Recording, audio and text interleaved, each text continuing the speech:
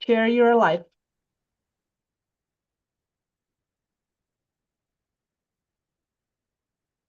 All right, thank you. We will go ahead and call to order our July 17th, 2026 meeting of the Nevada Sentencing Commission.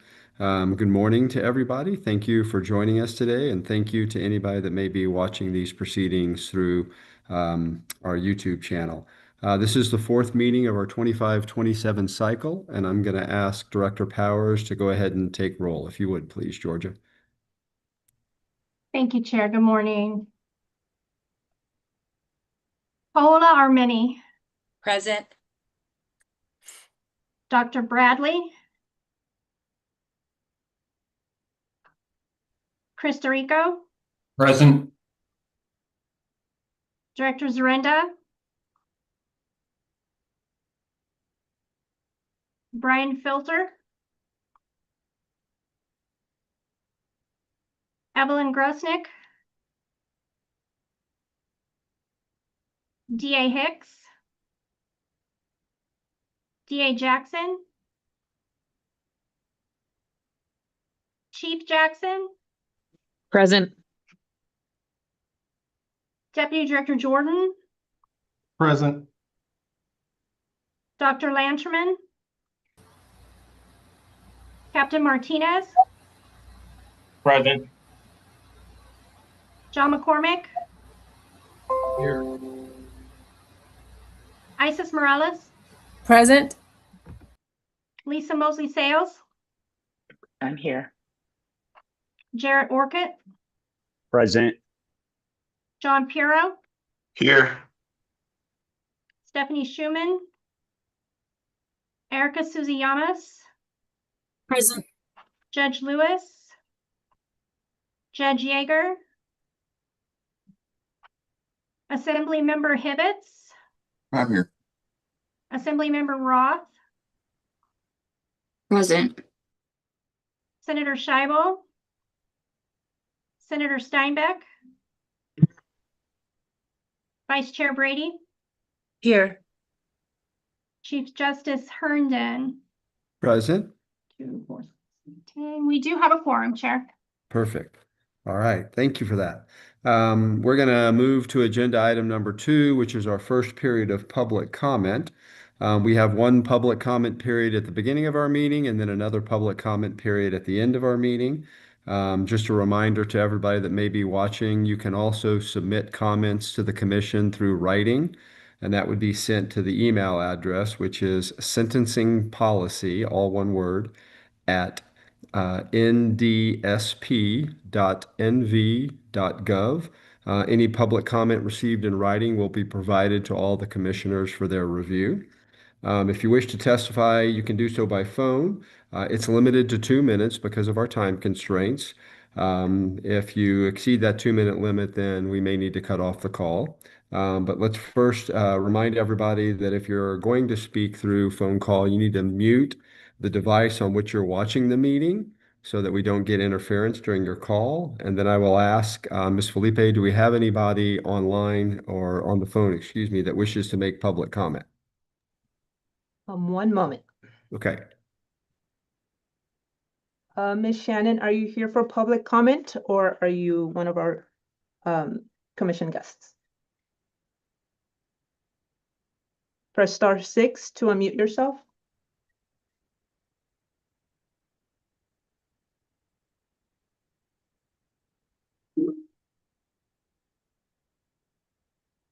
I believe that is one of our guests.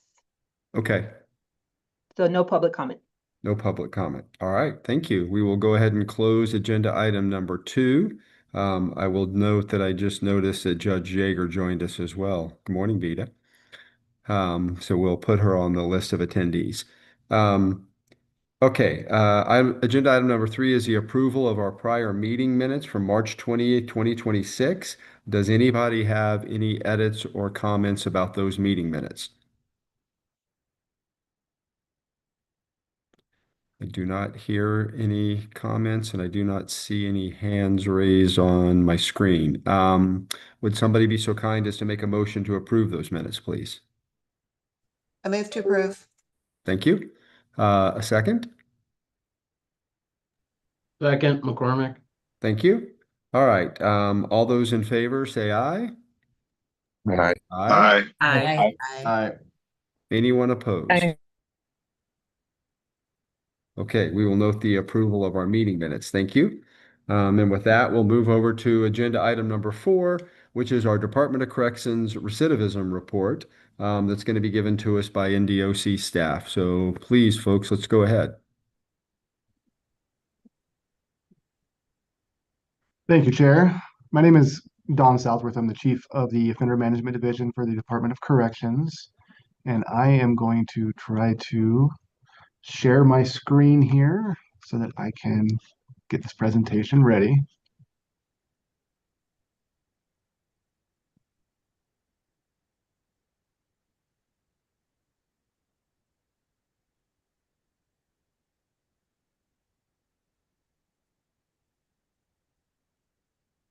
Can everybody see? We got you on the screen, Don. Thank you. Okay. So this is our NDOC recidivism report that is based off of our 2021 release cohort. Why do we look at recidivism and why is it important to us? The reality is that part of our mission as a department is to prepare the offenders that are sent to us for a successful reentry back into society. And the best way that we could really measure that is whether they return to us in our custody.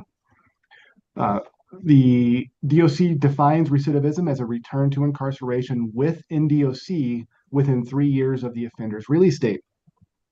What that means is if the offender is jailed at a county jail or gets incarcerated in a state prison outside of Nevada, they're not going to be reflected on our data here. It's only if they are released from NDOC and then returned to NDOC within a 3-year time period. Like I said, it includes offenders that are released from NDOC, whether they left for parole, mandatory parole, or sentence discharge. It will not include offenders that are released due to like the overturning of their case or the offender death. Only the first release for an offender during that release cohort is considered because we do have offenders that will be released from our custody, returned to us, and released again, all within the same calendar year. So if that happens for a particular offender, we're only going to use the first release during that year. We have several programs that we use to hopefully address an offender's needs, and they are split into 5 different categories. The first is what we call correctional. These are programs to address their criminogenic needs. It could be MRT or moral recognition therapy, good intentions, bad choices, things of that nature. We also have several substance use disorder programs to address an offender's substance use needs. We have educational programs, everything from GED, high school diploma, all the way through graduate degrees. We also have vocational programs or job trainings. These are some examples on here. And then we have more like work training, things like OSHA, construction, safety, health, those types of programs. And so we could look at how programs that fall in each of these categories may affect an offender's recidivism. Right here is the annual recidivism. What you can see is for that 2021 cohort, which is the most recent cohort we have to use data from, our recidivism rate was 29.5%, which unfortunately is the second highest recidivism rate that we have on this here. But when you think about what was going on in our world in 2021, it was a very unique situation with a global pandemic and lockdowns, and things were pretty difficult for everybody, much less offenders being released from custody. We can break it down by quarterly, and this tends to match different seasonal trends for recidivism. Lots of different things, especially with this cohort, that could have played a factor in it. It could be status of the lockdowns at that particular time or during that season. Or there could be patterns where during certain months, it is more difficult for releasing offenders to find employment. this is some of the program participation based off of those 5 different categories. The entire release cohort included about 4,500 offenders that were released from our custody in 2021. The biggest group of programmers that we had fell into the correctional programming category with about 1,466. And then after that, there's a pretty big fall off for the work training, educational, vocational, and substance use disorder, which was the lowest amount of completions that we showed that year of 334. Of those approximately 4,500 offenders that were released, 32.5% of them participated in at least one of those correctional programs, while about 7.4% completed a substance use disorder program.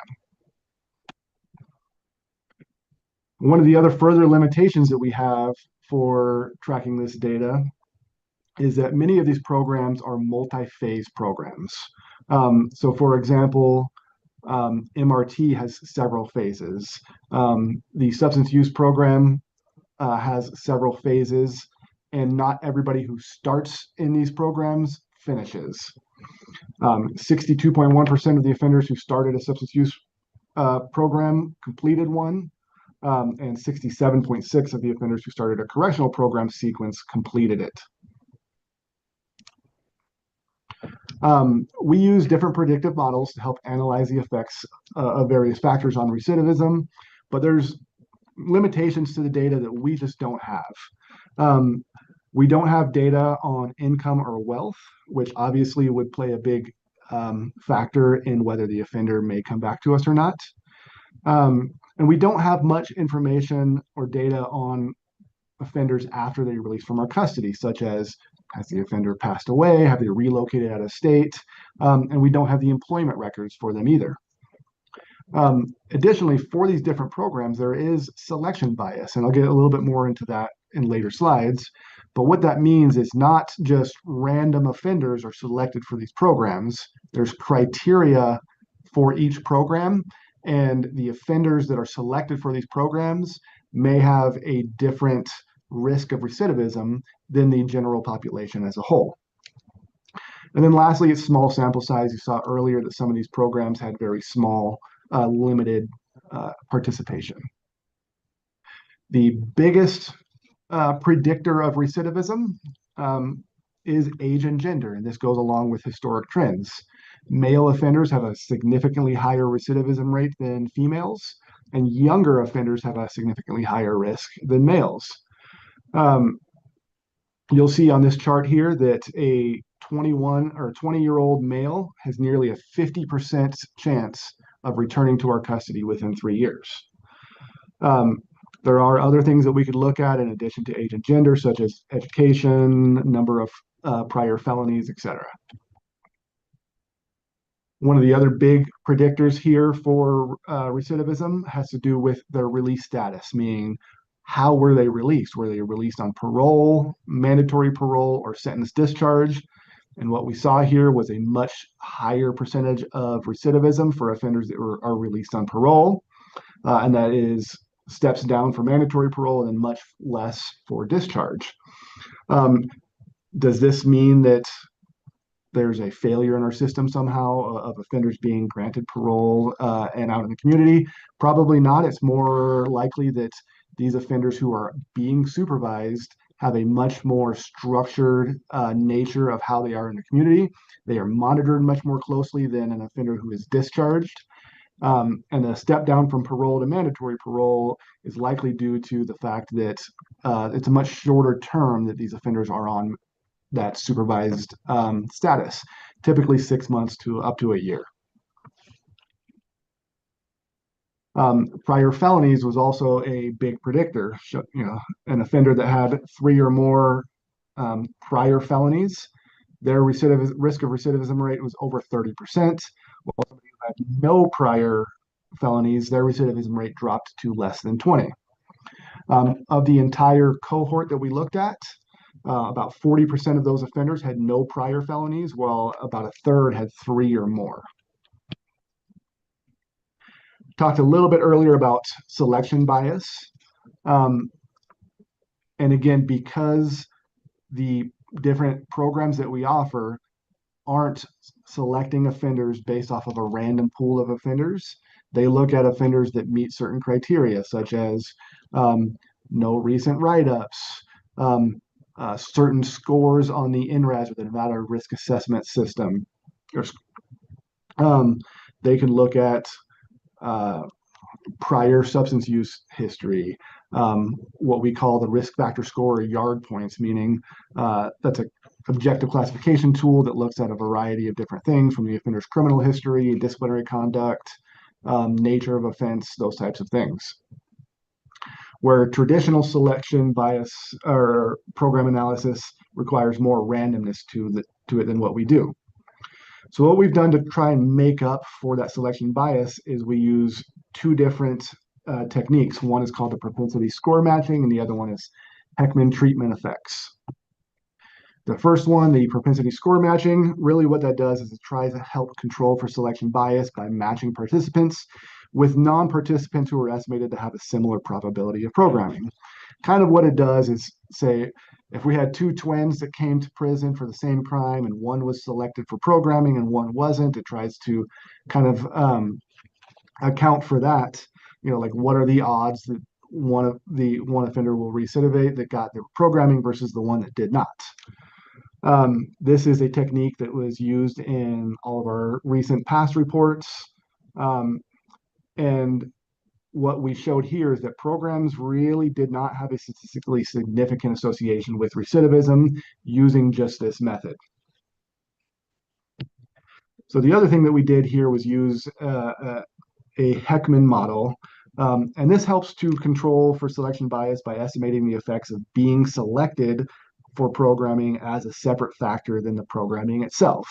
So that actual selection criteria is part of the estimation factors here. You know, why were they selected? And that goes into the criteria. And what we've shown here is that when we apply this model, you can see that the correctional programs that we offer that to address specific criminogenic needs has a fairly significant impact on recidivism. Now, again, this is data from 2021. We're dealing with a very different world back in 2021. But based off of our very limited definition of recidivism, it is difficult to fully comprehend how these different programs will affect offenders going forward. And our hope is that as we get additional data in the future, we can have better statistical analysis of how these programs affect recidivism and affect the offender's return to the criminal justice system as a whole. But right now, this is the data that we're having to deal with or use in order to try and prepare offenders for that successful reentry. And with that, I will return it over to you as the committee and be available if you have any questions or comments.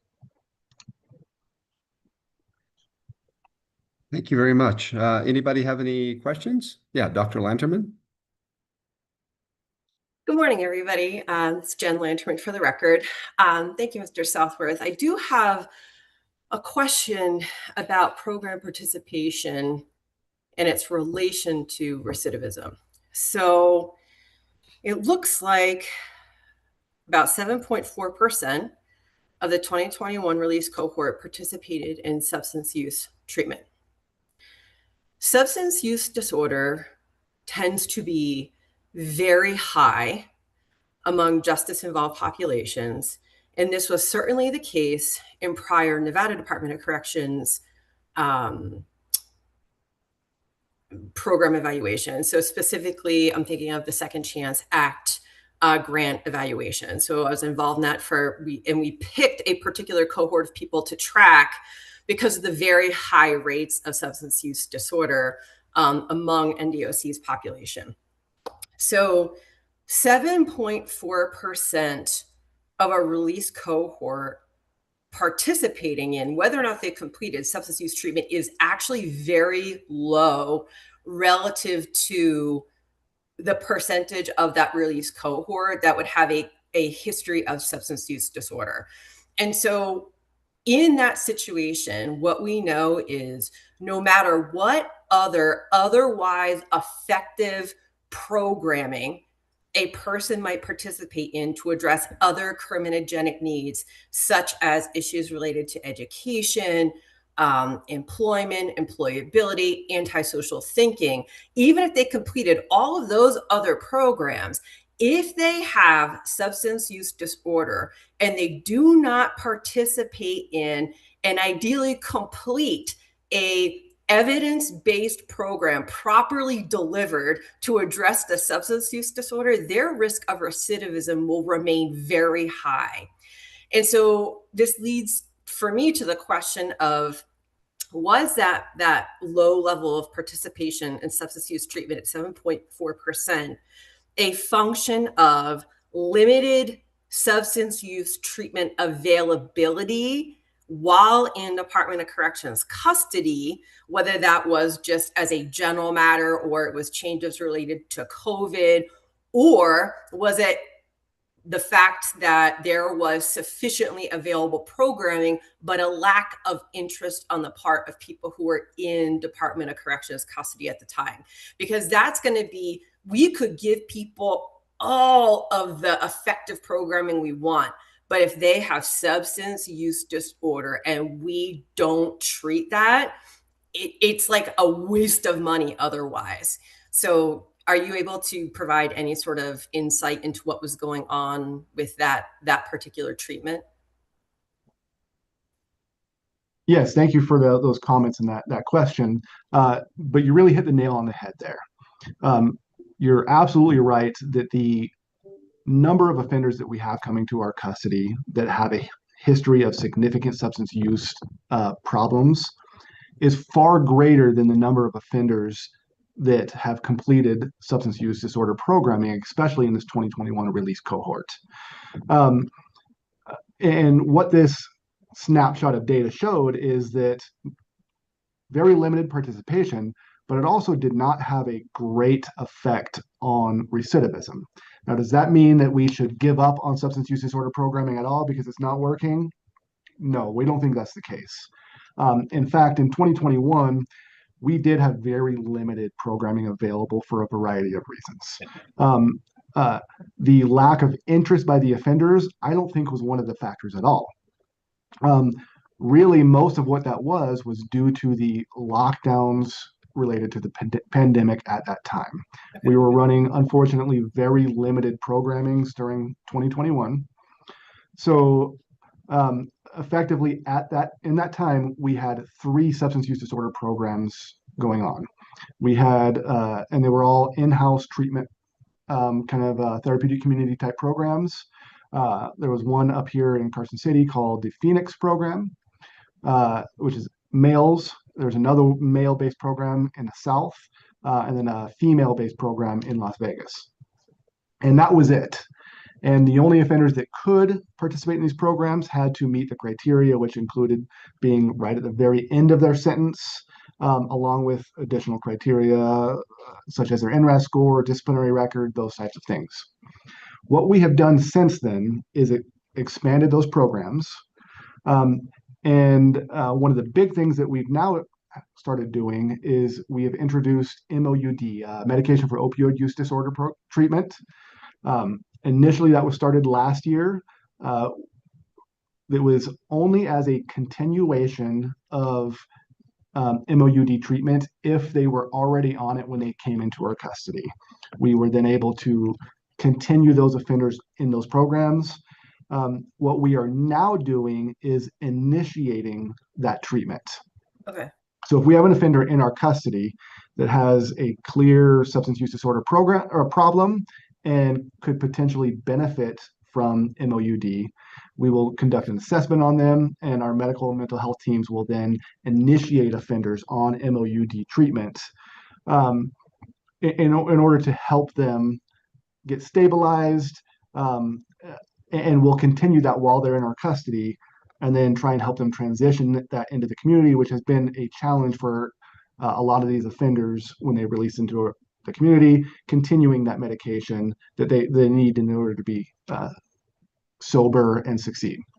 Okay. So just to follow up on that, I really appreciate that insight there, because what we do know is that both MOUD is really effective for people who are able to maintain it when they transition back to the community, but also therapeutic communities, when combined with follow-on community-based treatment, are very effective ways to support people living with substance use disorder, such that it exercises a significant reduction in their risk of recidivism. And so I think it's important that it's reflected in the Sentencing Commission notes. And this has nothing to do with the Nevada Department of Corrections, but this is going to be a general trend that we'll see because of the effects of COVID on in-person programming, that when we examine data from release cohorts from about 2020 through 2022, due to the delayed effects of various things, that we need to note that there are significant historical effects in the way that program availability and delivery operated during that time, that we might observe really different outcomes with those release cohorts that are not solely a function of individual failure to engage, but a function of a lot of changes to program availability and delivery modality that could be exerting an unknown effect on their outcomes.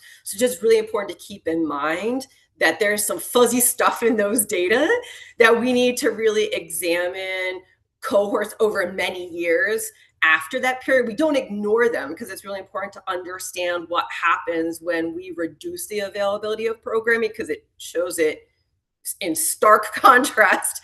But to just keep in mind, we don't want to rely solely on those data from those release cohorts, because there's a lot going on that could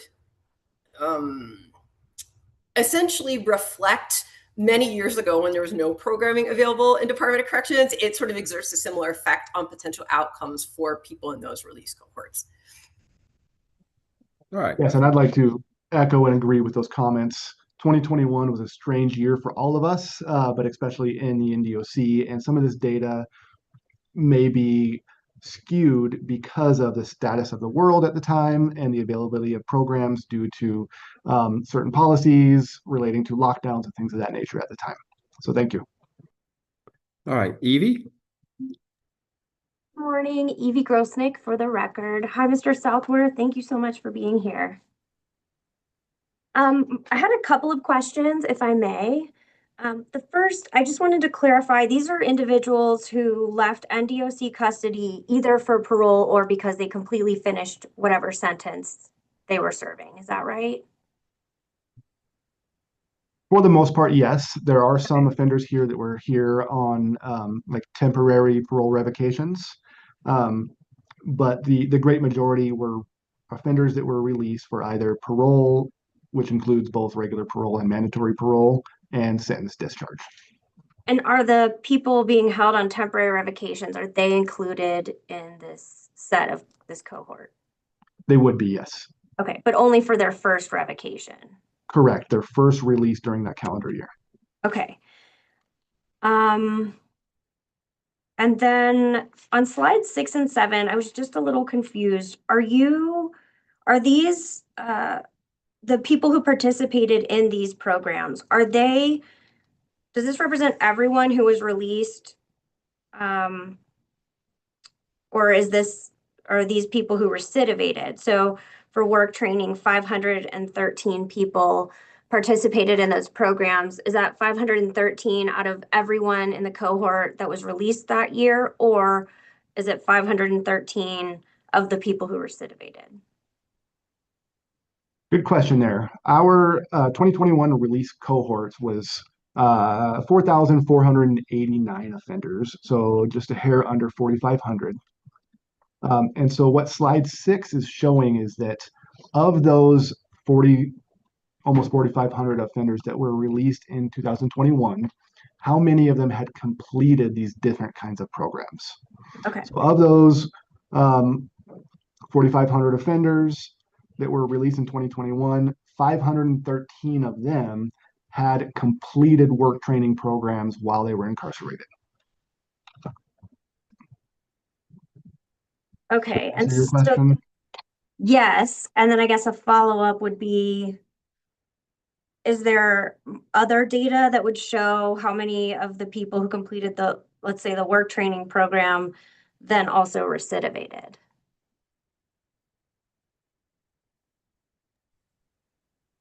Yes, and I think I had that on a later slide, on the 14th slide, the last slide, when we, apply the Heckman model to account for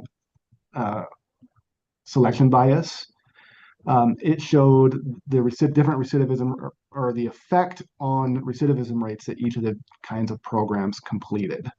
And again, I want to put the caveat on here that 2021, due to the lockdowns, both within NDOC and in the communities, had some very unusual effects on some of this data. Sure. You could see that certain types of programs here, like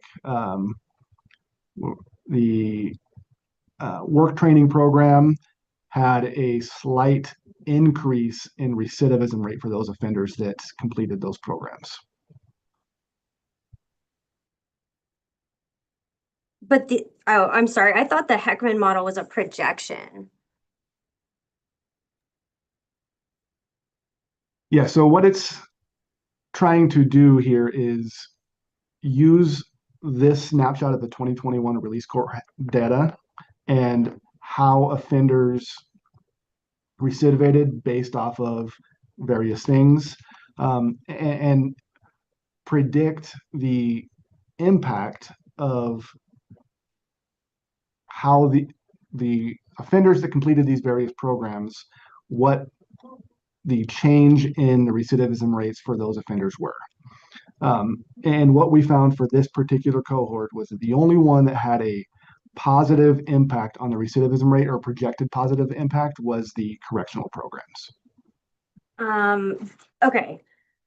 So that is a projection, but you don't have data from the 2021 group of, within the people who recidivated and were returned to NDOC custody, this many completed a vocational program while in custody prior to release, this many completed, substance abuse, etc., right? So sorry, I think I understand your question. We do have that data, Okay. but we use these projection models to try and help account for the selection bias that goes into those offenders that complete those programs. But we can certainly provide the more raw data and say, hey, offenders that completed these particular programs, here's their recidivism rates. These What's projections. I'm so sorry to interrupt. Go ahead. So these projections are trying to just account for that selection bias or the program criteria that goes into, which effectively says, hey, the offenders that are selected for these programs are already less likely to recidivate than the random pool of offenders from the same cohort. Okay. Because they're seeking out treatment, essentially? Potentially because they're seeking out treatment, but because they are, some of the criteria could include factors like no disciplinary conduct, whereas that may not match the overall trends for the general population. It could include that the offenders need to score certain ways in the Nevada risk assessment scoring system. So that these offenders are likely, they need to be a certain custody level. These offenders are just potentially less likely to recidivate than the offenders who are getting in trouble, are not seeking treatment, are housed in higher custody levels for a variety of different reasons. Okay. And then my last question, I'm sorry to take so much time.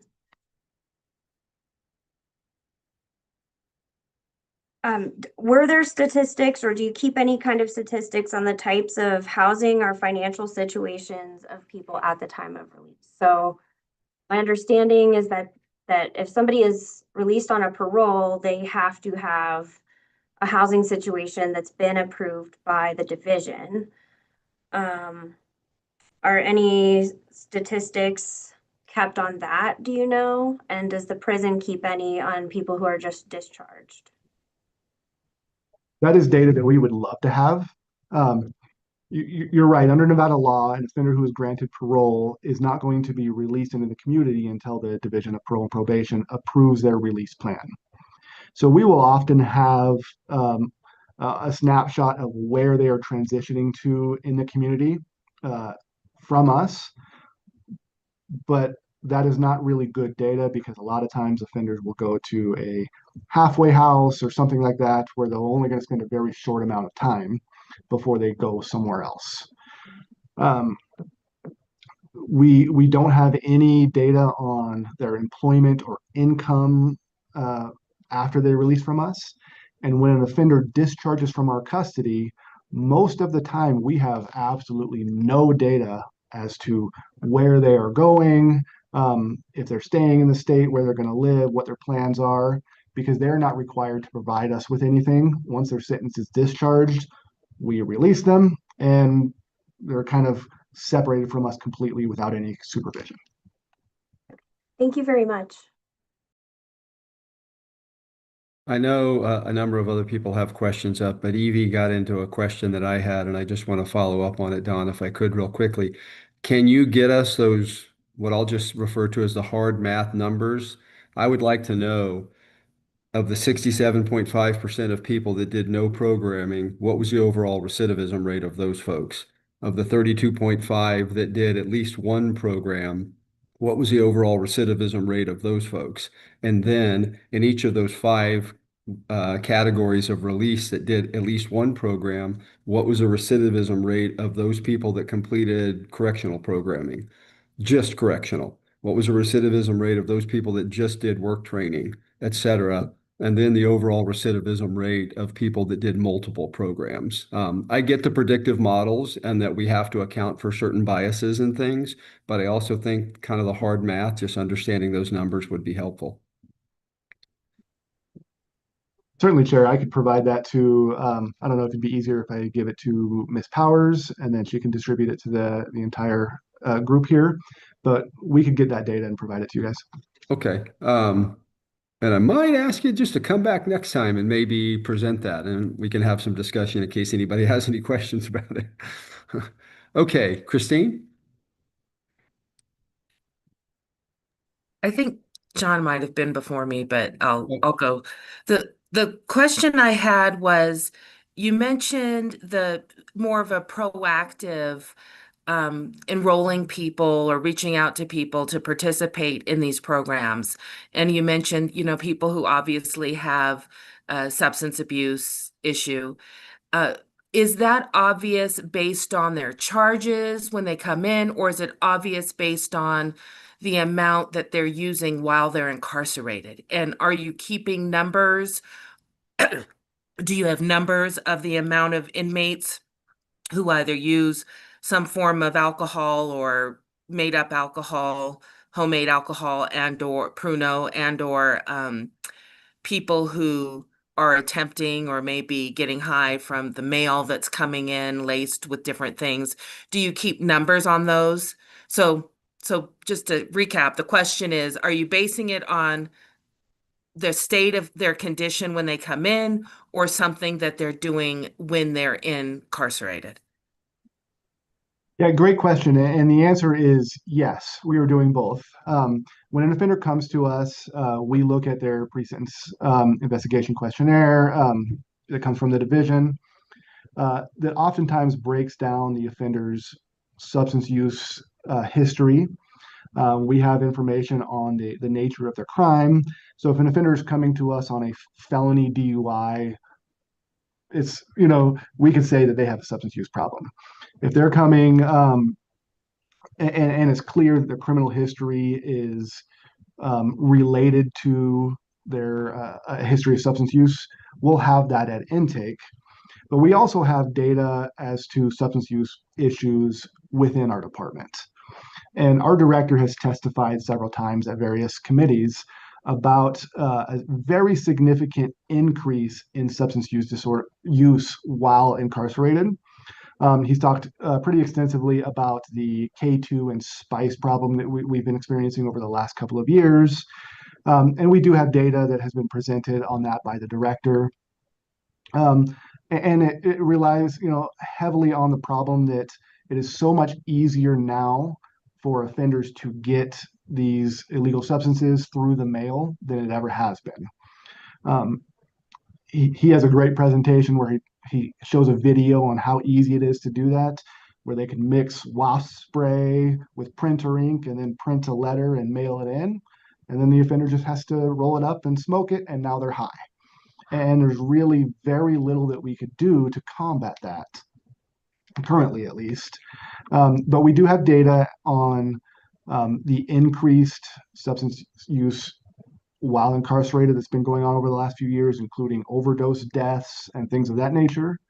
But we would use both the data that we have for while offenders are in our custody and the data that we get when they first arrive to us about their past substance use history to analyze whether they're appropriate or eligible for substance use programming. Thank you. All right, John? Thank you, Chair. Don, I had a quick question about when you talk about the 29.5% number, do we know how we compare nationally in terms of recidivism numbers? If you had asked me that 6 months ago, I could have told you the number right away, but I don't want to misstate it. I could certainly provide that pretty quickly, though. Yes, we do have those numbers for national recidivism, but I off the top of my head, I don't know it right now. Okay.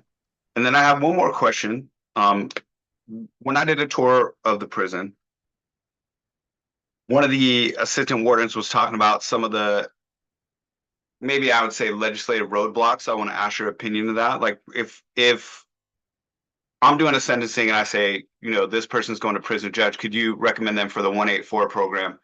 But their sentence isn't 18 months long. They're not going to get into the 184 program. Am I correct?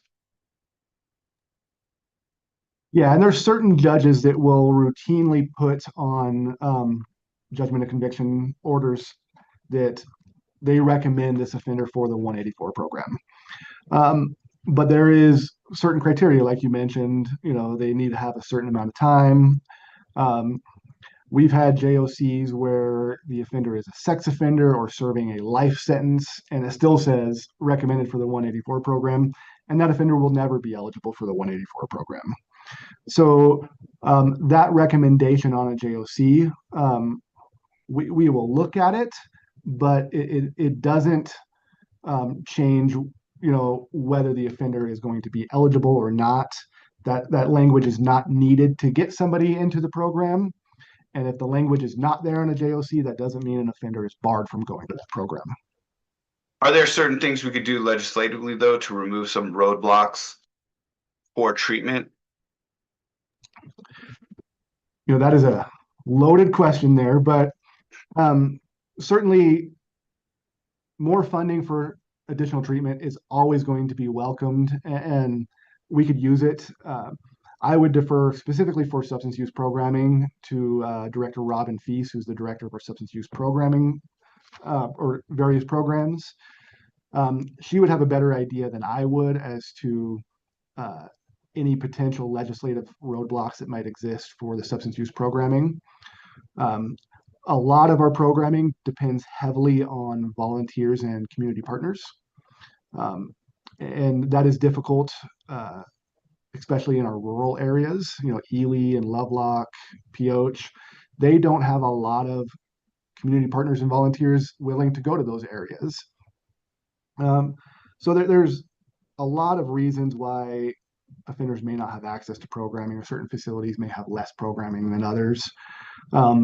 But if we had additional funding for legislatively approved positions that are specific for various treatment options, that would be welcomed. Thank you. Judge Yeager. I have a question actually about the 184 program as well. Do you know, since the 184 program has court oversight, if there's been any comparison as far as recidivism rates between those in programs that are, post-released but still on parole, like the early release program, like 184 program with court oversight, versus just the within the prison programming and then just released regularly? That is not something that we currently track, but I could tell you that I would be very interested to see what that data would look like. Because we do have data on the offenders that are going from our custody into the 184 program. It is a very limited pool. I think statewide we average about 70 offenders, somewhere around that number, of offenders in the 184 program at any given time. So it is a very small pool, but I think it would be worth looking at because I would imagine that the recidivism rate for those offenders potentially could go either way depending on how you look at it, because it's such a strict monitoring. They could potentially have a higher recidivism rate because they're coming back to us. But in reality, I don't think I see that very often with those offenders. I think most of those offenders do well in the program and don't come back to us as quickly. I don't see, at least personally me, I don't see a lot of offenders that return to us after going through the 184 program successfully. But I don't know, either way, I would be interested in looking at that data. Well, I mean, I think there would be recidivism rates that you could track both ways, meaning even those that don't complete the 184 program while they're in the program, once they're released afterwards, if their recidivism rates compare differently, because, like in drug court and that kind of thing, even those that get terminated often have lower recidivism rates overall. And then if that were to be compared and shown that it is more effective at reducing recidivism rates, would there be any interest in expanding the 184 program? Yeah, I would be very interested in that data as well. We could look at what the data available to us is and see how it looks. There is certainly a lot of interest in the 184 program, and there's more interest than available, spots in the program. Right. And in addition to that program, we also have the community transition program that's getting ready to get started, which is a different residential confinement program where the offenders will remain under NDOC custody, but in the community. It certainly will not have the rigorous types of requirements the 184 program has, but if there's things working in the 184 program that we would want to implement as part of the CTP program, I think it's worth looking at, certainly. All right, thank you. Captain Martinez. Yeah, I just had a quick question for the presenter in regards to the recidivism. Is that a policy that you guys use the 3 years return to NDOC? Or is that something written in NRS that you guys use, or is that like a national standard? It is our policy, but it is also pretty standard nationwide for different DOCs to utilize to be able to measure.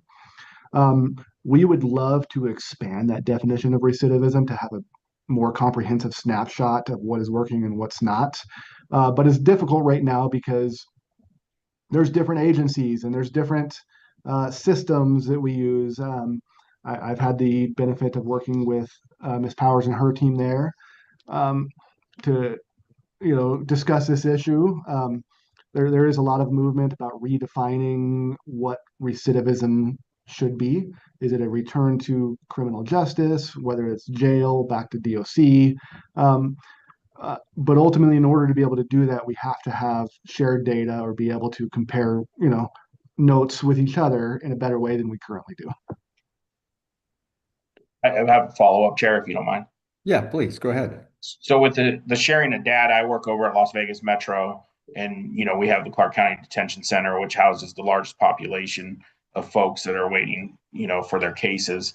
And so that was why I asked the question. And like you said, to expand the definition. So if somebody's out on release and they're on one of those supervised roles that you had on your PowerPoint slide, and then they're returned to CCDC because they're on parole, that wouldn't count as recidivism because they didn't return to NDOC, even though they're under state supervision?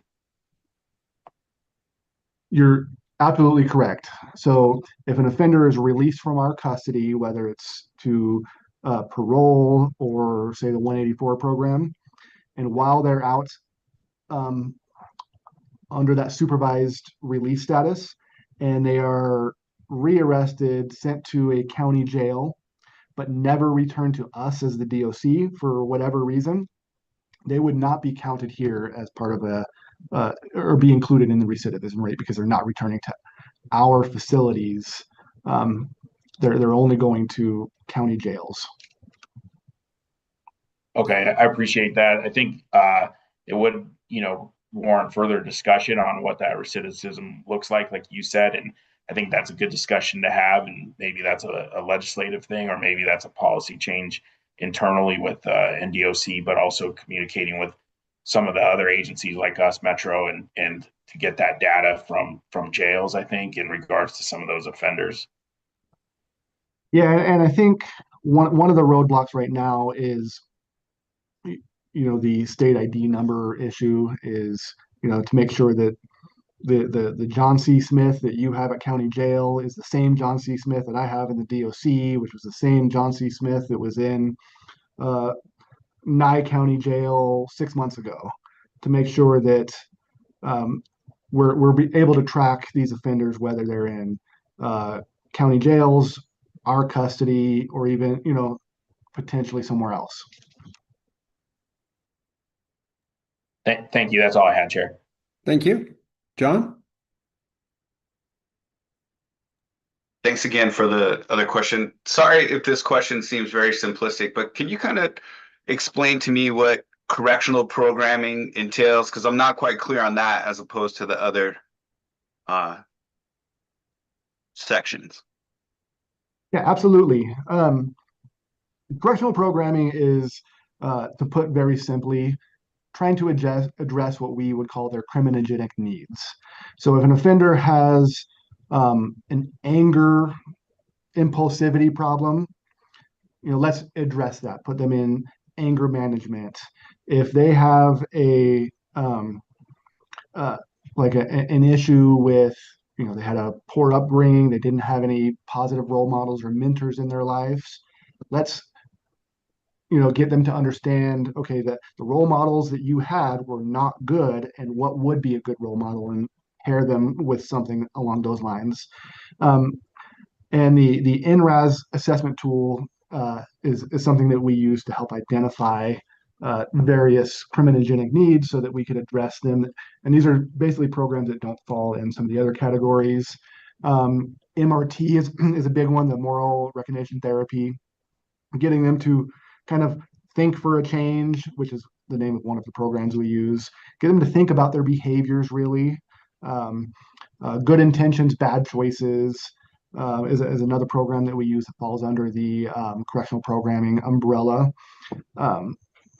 These are effectively programs to get offenders to think differently, to hopefully make different choices in the future that don't lead to criminal behavior. Thank you very much. Dr. Lanterman.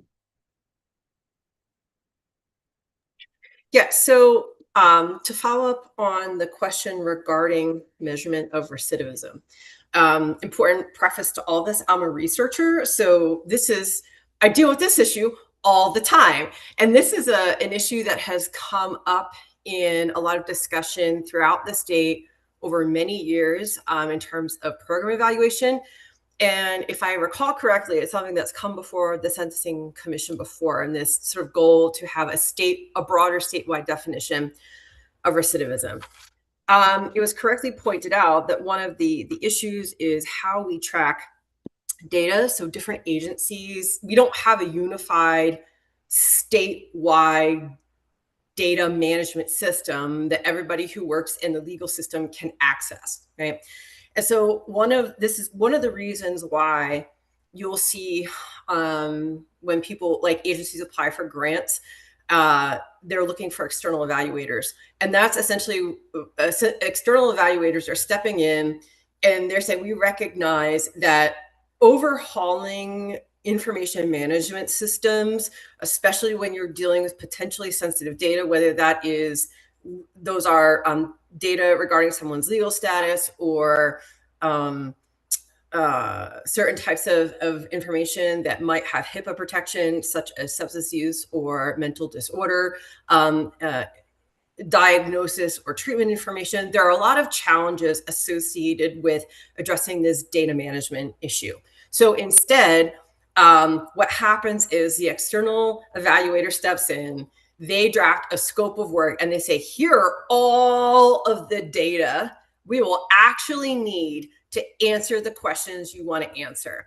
And one of the things that we do with criminal justice related research is we say recidivism is not just some data we're going to get from Department of Corrections, right? Because Department of Corrections, by definition, is tracking people who return to their custody. And so their ability to track that is necessarily limited by their data management. And that's not anything they're doing wrong. It's what their information management system looks like. So what the external evaluator does is we say, okay, we want to know about recidivism, but what is recidivism? Recidivism is not just return to Department of Corrections custody. And we can measure this in several ways. So this is why researchers take forever doing stuff. We are collecting rearrest data. We are collecting reconviction data. We are collecting reincarceration data, whether that is return to Department of Corrections custody within a certain period of time. And then we go out and look to the extent we are able with each county and saying, who's coming into your jail to serve a short sentence? So in most states, including Nevada, that's 364 days or less. And then we are also going to say, of the people who are going into jail or Department of Corrections custody, who's going there for conviction on a new offense versus a revocation of parole or probation. And the reason for that is revocation of parole or probation that is not a new offense, it doesn't result in a new conviction, is because it's a violation of the technical conditions of parole. So it's not new criminal behavior. It's not technically recidivism, but what we can do in evaluation is track it as non-compliant behavior.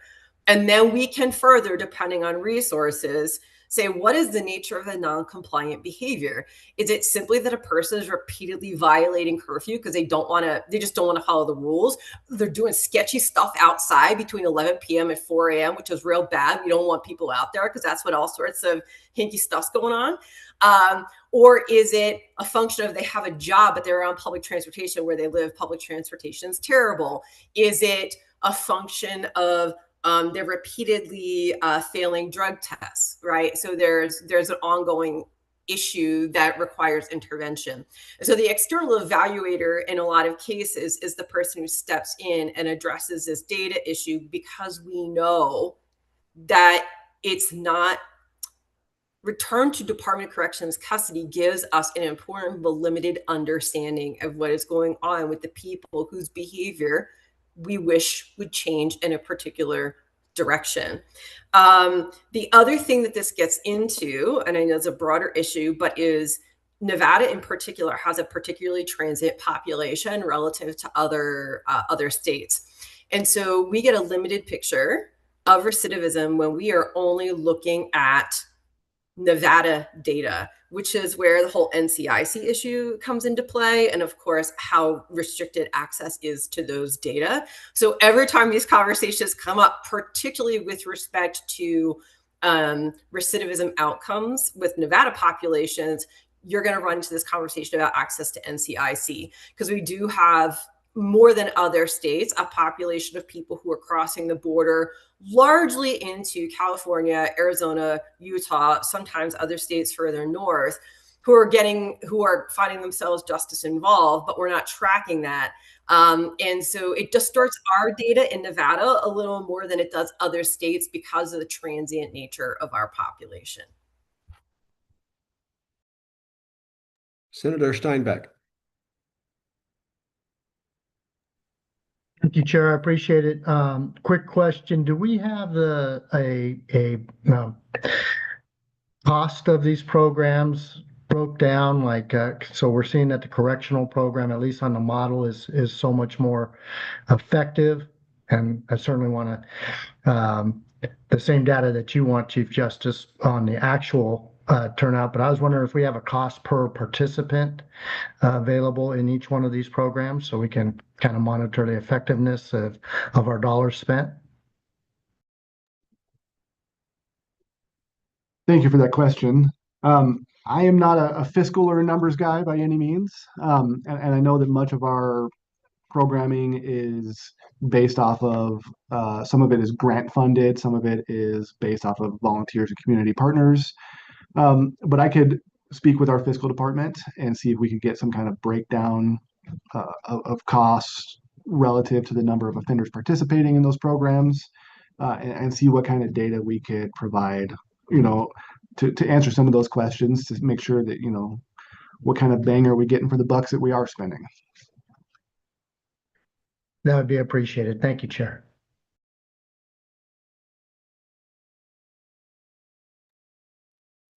I do not see any other hands at this point. So here's what I'm gonna tell you, Don. Based on all the questions, a lot of really good questions and a lot of really appropriate requests for some further information, we're gonna see you again in September. I'm gonna absolutely put it back on the agenda to have you come back and kind of fill us in on these issues related to digging down in the numbers a little bit, costs per participants in our programming, a number of different things. This has been really helpful and enlightening, and I appreciate your time, and I thank you in advance for kind of coming back again down the road. Thank you, Chair. I look forward to it. Okay, we will go ahead and close out agenda item number 4 and move on to agenda item number 5 is the report from our Director Powers. So I'm going to go ahead and turn it over to you, Georgia. Okay, thank you. Let me share my screen.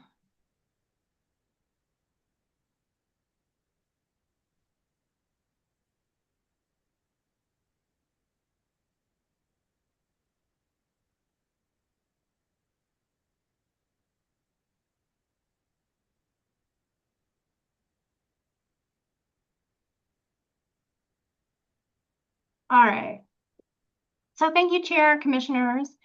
I will start my report with the review of our activities by core function.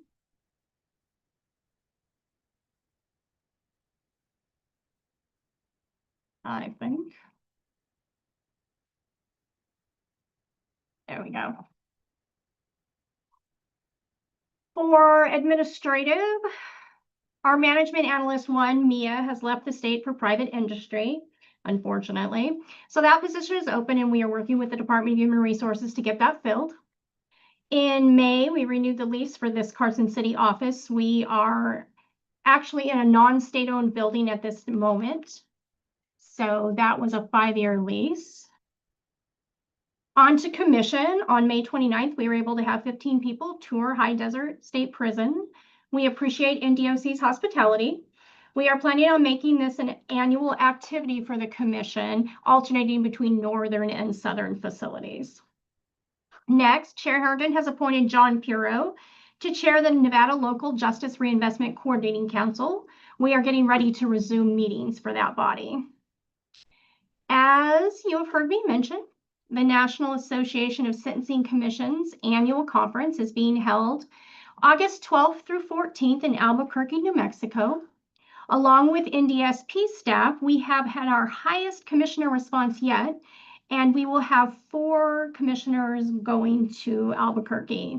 Lisa Mosley Sales, John Puro, Evie Grosnick, and Jarrett Orcutt will be attending. Mr. Orcutt had submitted a presentation proposal to the NASC Executive Committee, and he will be presenting a breakout group on college and incarcerated individuals. We will hear from our travelers, at our next meeting. I also just want to express our gratitude to our commissioners. From myself, Deputy Director Bonacorsi, and our staff, we have been working on new projects recently and have reached out to our commissioners for their specialized expertise.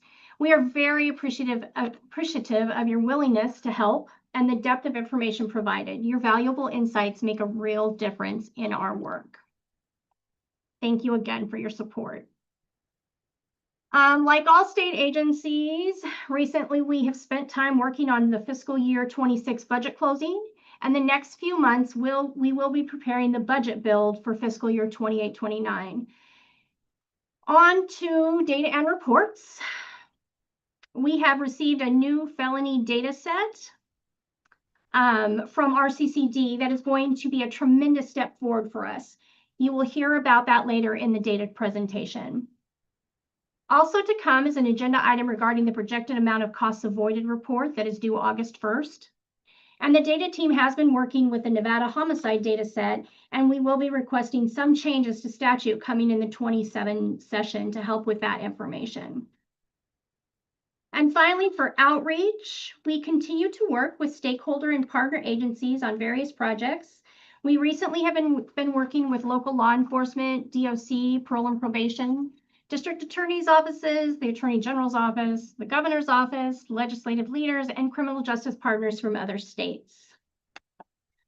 Also in outreach, one of our staff members, Management Analyst 3, Marie Bledsoe, went on a one-week rural meet and greet tour to speak with members of the Nevada Local Justice and Reinvestment Coordinating Council and community organizations engaged in reentry and recidivism in these rural areas.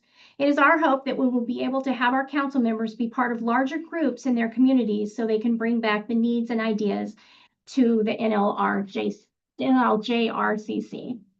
And that is my presentation. I will take questions and also Chair, we do have a need to swap items 6 and 7 on the agenda because someone has a prior engagement. Thank you. Got it. Thank you. Anybody have any questions for Director Powers?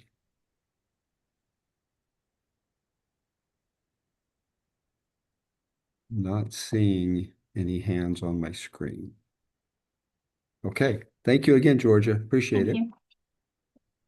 All right. So let's jump ahead then to agenda item number 7. Agenda item number 7 is a unique state identifier discussion. Director Powers, are you going to do that one as well? Yes, thank you, Chair. And you've got somebody else presenting with you, right? Yes, Erica Suziyamas will be speaking also.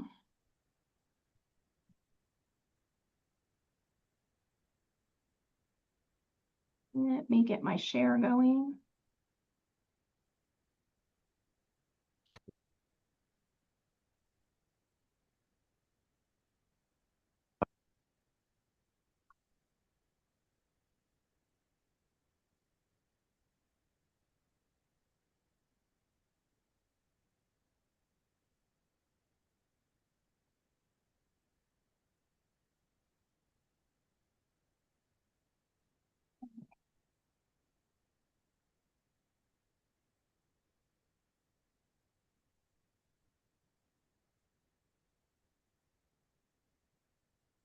I think you might be seeing not the presentation. Sorry about that. Let me fix this.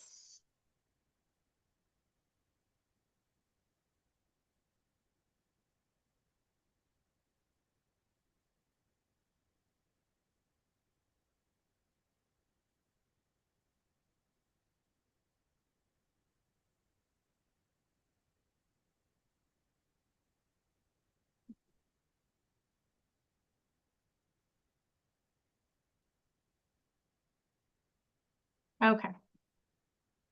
So we will be discussing a unique state identifier and streamlining Nevada's criminal justice life cycle data. All right. So as we all know, one of the biggest reasons the Department of Sentencing Policy exists is to identify criminal justice data that is not being collected or shared across agencies in Nevada, and to facilitate the collection and aggregation of data from courts, the Department of Corrections, parole and probation, and all other Nevada agencies of criminal justice. Currently, Nevada's criminal justice agencies operate in data silos. When an individual is arrested, The Records Communication and Compliance Division of the Department of Public Safety generates a unique state identification, or SID, based on biometric fingerprint verification. However, due to many reasons, including legacy records management systems, many criminal justice agencies and stakeholders, arresting agencies, district attorneys, courts, detention facilities, etc., do not integrate or maintain this SID within their local tracking software. Without a universal identifier tied to every stage of a case, the state cannot efficiently track the defendant's entire cycle through the justice system, hampering accurate policy analytics, crime prevention tracking, and beyond. Here, I'm going to turn the time over to our Commissioner and Administrator of the Department of Public Safety's Records, Communication, and Compliance Division, Erica Suzuyamas, to speak on Nevada's state identification number and how it comes to be. Erica? Good morning. My name is Erica Suzuyamas, and I serve as the administrator of the Records, Communications, and Compliance Division within the Nevada Department of Public Safety. Our division is responsible for maintaining the state's central repository for Nevada records of criminal history, which includes statewide records of arrests and related prosecutorial and court dispositions. This morning, I'm going to provide a very brief overview of the Nevada State Identification Number, or SID.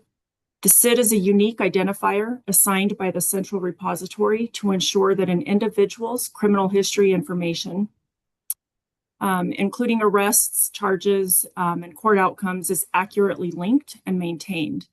These records are generated at the point of a subject's arrest. During the booking process, the local law enforcement agency typically fingerprints the individual and submits those fingerprints to the central repository. Once we receive it, the repository conducts a technical fingerprint search to determine whether the subject has been previously arrested in Nevada by way of a fingerprint comparison. If the fingerprint comparison confirms that the subject has not been previously arrested, the repository creates a new SID for that individual. If, however, the comparison shows that the person has been arrested before, the new arrest cycle is appended to the existing SID record. From that point forward, any subsequent fingerprint-based event or activity will continue to be appended to the same SID, creating a complete continuous record for that individual. At both the point of SID creation and the point of SID update, our systems generate an electronic unsolicited message, and we send it back to the contributing agency. This notification provides the SID associated with the fingerprints they submitted, ensuring that the agencies have accurate and up-to-date identifier information for their records as well. Pretty short process. That's pretty much it for the SID overview. I'm available for any questions, should they come up. Thank you, Erica. I do not see any hands on the screen, but does anybody have any questions for Ms. Suzuyamas or Director Powers? I do, Chair, if that's okay. Yeah, go ahead, John. Ms. Suzuyamas, I know that, down south we use like a scope ID. So then their state ID will be statewide, but scope would just stay local for like Metro. Am I correct in saying that? Correct, yes. And then can I just ask a further question? Sure. Sometimes we have a lot of difficulty getting people IDs when they're leaving prison, but we have these fingerprints and we're fairly certain that we have enough information to hold this person in prison for a certain amount of time based on this identity, but not enough to get them a quality ID when they're released. Is there some way that we can work on that issue?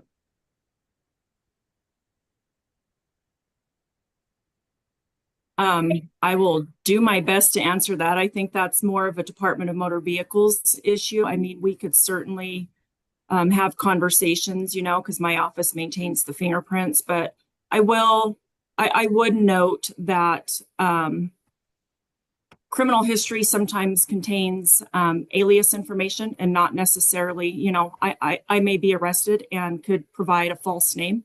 And that doesn't mean that's me, right? So I just wanted to throw that out there as well.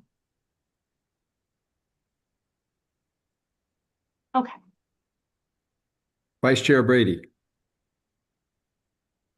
Thank you, Chair. I don't know, Georgia or Erica, if either of you are the right person to ask, but do we know what, if any, barriers there are to the local correctional institutions or courts using the state ID number? Do we know if there are barriers or why they're maybe not using them? We do. Later in this presentation, I'll touch on that a little bit, and then if you still have questions, maybe we can go to that. Thank you. Senator Steinbeck? Yes, thank you. So what would be the gold standard? Would the gold standard be, what does that look like and what would it take to get there so that all of our facilities are using the same ID? What would we need to do to get to accomplish that? Let me go into the next few slides, and then we can discuss that a little bit more. Thank you. Sorry for skipping ahead. No, that's fine. Thank you. Okay. So, NDSP has been researching what can be done to help agencies utilize the already existing unique identifier. Our plan was to continue researching and talking to stakeholders and build a robust plan for the 2029 legislative session. Our outline includes a mandate for agencies to use the state ID number and tier the rollout plan depending on agency size and capability.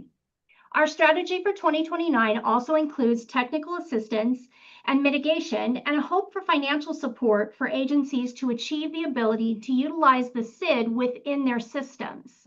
The purpose of this would be to close critical data gaps in Nevada's criminal justice system by ensuring seamless tracking of an individual's case lifecycle from arrest to final disposition. However, we cannot wait until 2029. It has been brought to our attention that there is a need for expediting portions of this SID utilization project. Intent would be a stopgap measure to apply agencies' reported data, synthesize it with existing data, and connect the disparate cases to a single SID using proposed changes to statute in 2027. One of our hopes is to give the Department of Sentencing Policy a designation of Agency of Criminal Justice. In some ways, this will help us to access data we haven't before. There still will be some barriers of which we are aware and we are working through. The criminal justice agencies in Nevada report their information to RCCD, but it then becomes federal data. So we are working to determine a way that our agency can receive the data while it's still just Nevada data. The thought for 2027 is to identify a path to allow this data to come through NDSP, and our staff can assist in helping to match the justice-involved individuals to their SID at the different criminal justice intercept points, and begin to build the longitudinal data pathway we envision for Nevada. This will be an interim measure for the coming biennium, and then we will continue to work toward larger statutory change in 2029. So our key points moving forward will be making NDSP an agency of criminal justice, moving forward with the interim plan for NDSP to assist in beginning to establish a manner in which to follow a criminal justice involved individual throughout the system by using the SID, and then moving into a larger mandate where all criminal justice agencies will utilize the SID in their own systems to more easily create a longitudinal look at activities and outcomes from start to finish. And to answer a question earlier, part of the problem, as I mentioned, is the legacy systems that people use. And we talk about this in many different forums. People's systems are old and there just isn't a way to add another number, or they've never needed to use it before, so they just aren't. And the cost prohibitiveness of just even adding a box in some of these systems makes it impossible for them. So we can take questions and talk about this a little bit at this point. Senator Steinbeck, did that get you an answer to your question, or do you want some follow-up? It did, sir. It really did. I'm just wondering, is there a sponsor for this now, or will this be an agency bill? What's the plan moving forward? It will be an agency bill. We had to add it later. Again, we were asked to expedite some of this in 27 rather than waiting until 29. So we'll see how it moves forward. Phenomenal. Thank you. Anybody else have any questions?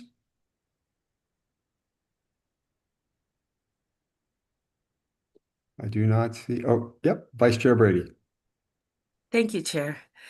It sounds like, I mean, people are pretty quiet. It sounds like there's not a lot of opposition to this other than, maybe figuring out a path forward to overcome barriers. That's kind of the vibe I'm getting from the silence, but I'm not sure if that's the case. Yeah, that is our hope. We have talked to a lot of stakeholders and people want this. That's what the whole state needs, is a longitudinal look at a criminal justice individual and what happens. But we'll just have to see about the barriers and the designation of federal data versus Nevada data. Yeah, I think there's certain things that aren't difficult at all, and then the others you're going to have a really good handle on what the fiscal impact's going to be to create these things. That's kind of where the rubber hits the road, I think. Paula? Thank you, Chair. Georgia, is kind of to follow up on what John said earlier, are you envisioning the SID would replace like the scope that Metro uses, or would it just be Metro would keep their scope, but everybody would use this SID? No, they would still be using scope. In fact, Metro was one of the agencies that we reached out to and talked about. They already have this SID in their system. There are agencies that have it. They're just not using it in the same way to connect that we hope moving forward they will. Thank you. Captain Martinez. Yeah, thank you. That's what I wanted to say is what Georgia said is we worked with her to get her some answers in regards to what Metro is doing currently. But I wouldn't take the silence as like, hey, we're all on board with it. The reason I say that is because, with computerization, even for us, there was a time period if we were to do any little tweaks to a legacy system or a system in general, it could crash the system. And so those are things that the IT folks would really need to chime in about. And then when we see further details on what legislation looks like, I would, welcome the conversation to continue on this because it's going to impact it would impact the whole state. But like she said, for Metro, we do have the SID number in our system now. But how does that connect? I think that discussion needs to continue on the connectivity there and tracking somebody through that. Scope is an important number for us. We have a lot of time, and the county has a lot of time invested in that program. Thank you. Jarrett? Yeah, thank you so much, Chair. Just to add to it, if we were able to also connect education and workforce data, we would be able to prove which programs lead to jobs and which programs actually work and which we could fund as well. So it'd be very helpful. That is part of the future hope. We have talked to other agencies, DETR and behavioral health. And when I say beyond, that is exactly what I'm thinking. So. Thank you so much. Okay, with that, we will go ahead and close agenda item number 7. Before we move on, I know the meeting's going to be running long today, so let's take a break for about 5 minutes, and then we'll come back, and then we'll pick back up with agenda item number 6.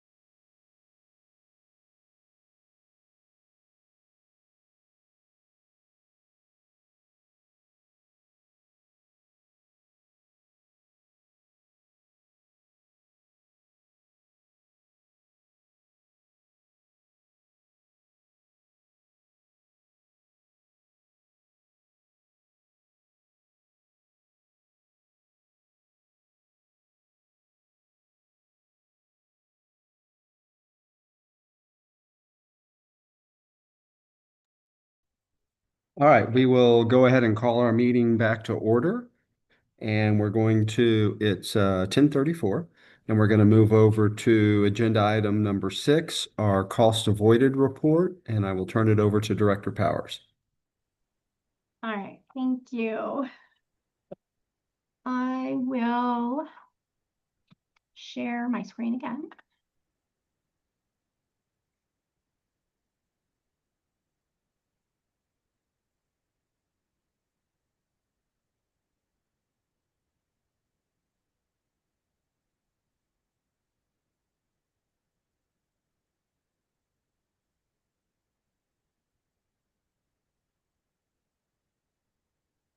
All right.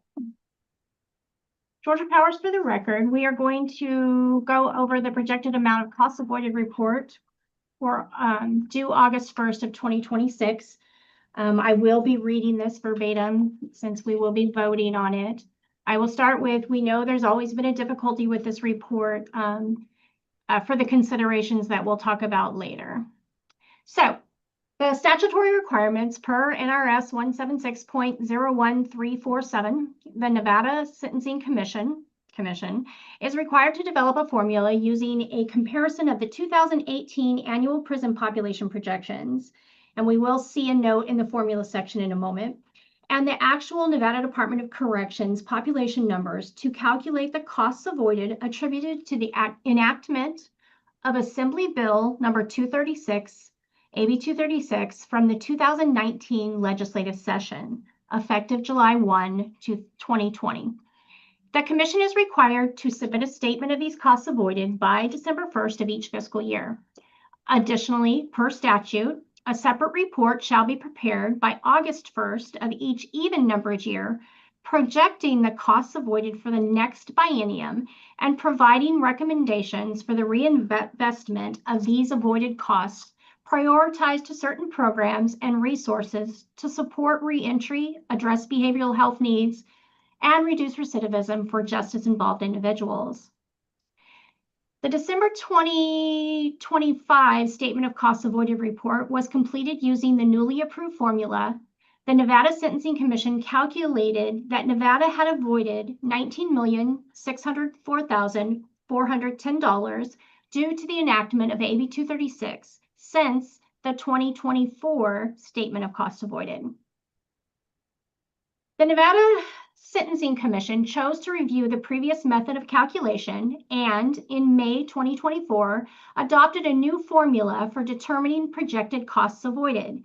The updated formula, approved by the Nevada Sentencing Commission, uses the two data points explicitly required by NRS 176.01347.1. A, the annual projection of the number of persons who will be in a facility or institution of the Department of Corrections, which was created by the Office of Finance pursuant to NRS 176.0129 for calendar year 2018, and here is our note, the annual prison population projection for calendar year 2018, which was the JFA February 2017 report, only projects through 2027. As the next biennium covers 2028 and 2029, the statutorily deemed projections cannot provide the needed information. So the February 2019 projections were used for this report. And B, the actual number of persons who are in a facility or institution of the Department of Corrections during each year. Projected prison population avoided was calculated by subtracting the JFA March 2025 projections from the JFA February 2019 projections. The growth rates for the past two biennia were used to project the annual cost per offender and inmate-driven percentage. This calculated projected annual cost per offender inmate-driven portion was multiplied by projected prison population avoided to determine the projected amount of costs avoided. And you will see this chart. We did use the February 19 projection numbers because the 17 did not have what we needed. So the projected costs avoided for the fiscal year 28-29 biennium are $32,118,132. Considerations. I will say some of these are the same that we have always had, and we have added some. The Nevada Sentencing Commission is a 27-member body comprised of individuals representing a wide swath of criminal justice processes. The commission meets to discuss topics related to criminal justice policy and procedure in Nevada.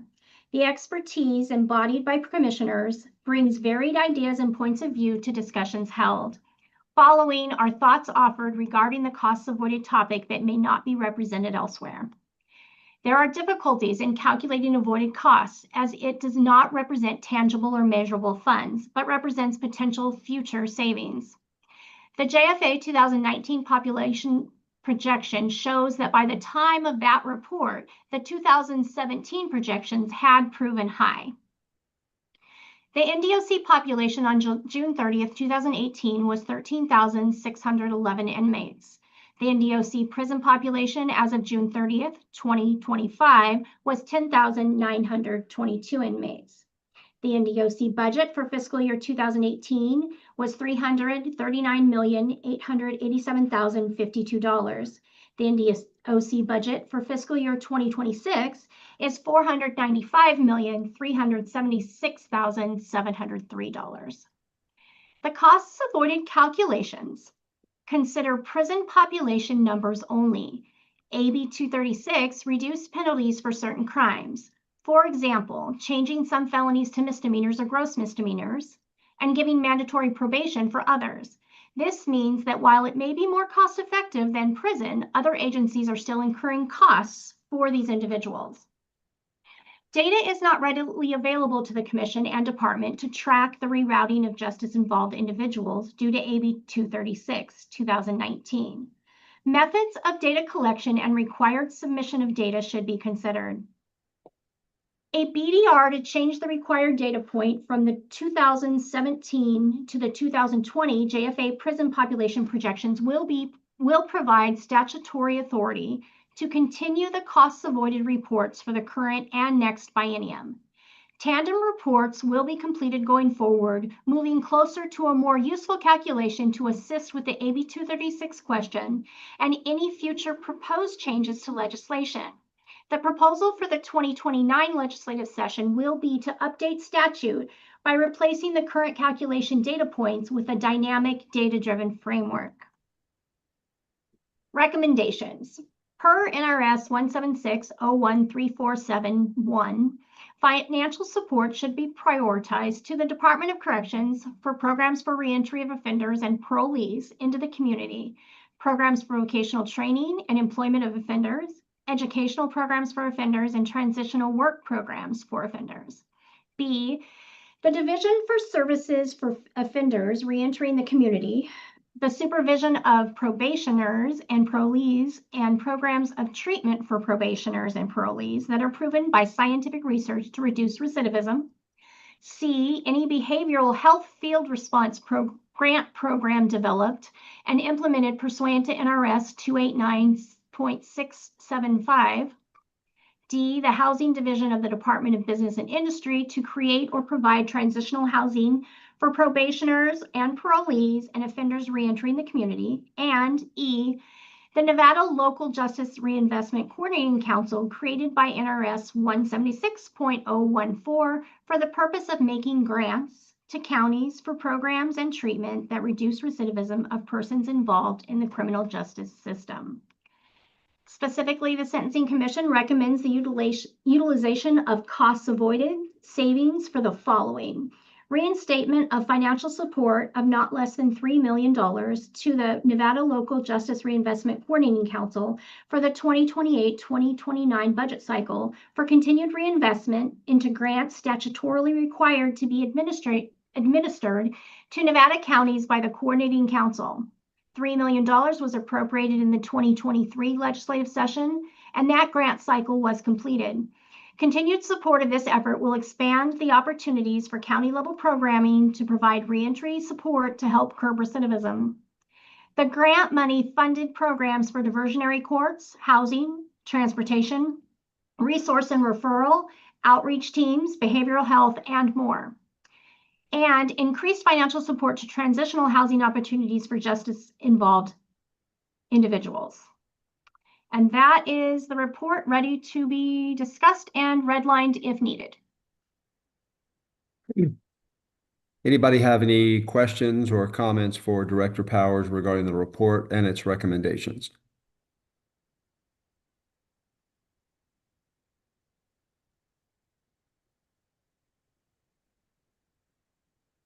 Well, there you, oh, okay, John?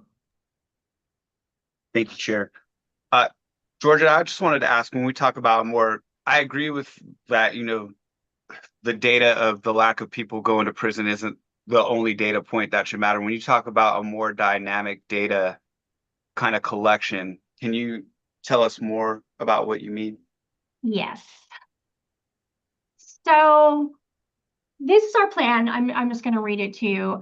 Is to update NRS 176.01347 by replacing the expiring 2018 population baseline and the avoided construction fiscal model with a dynamic data-driven framework.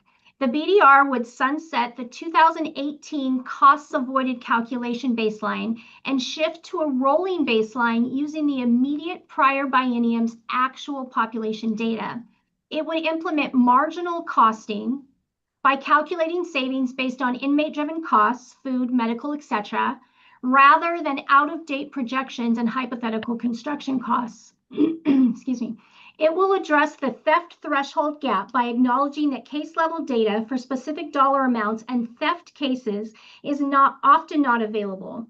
Lastly, it would empower the Nevada Sentencing Commission to use trend analysis comparing the decrease in state felony admissions to the increase in local misdemeanor bookings to estimate the cost shifting.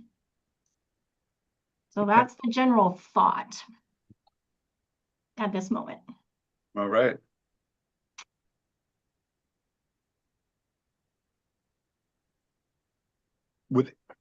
Sorry, Chair, can I follow up? Yeah, please, go ahead.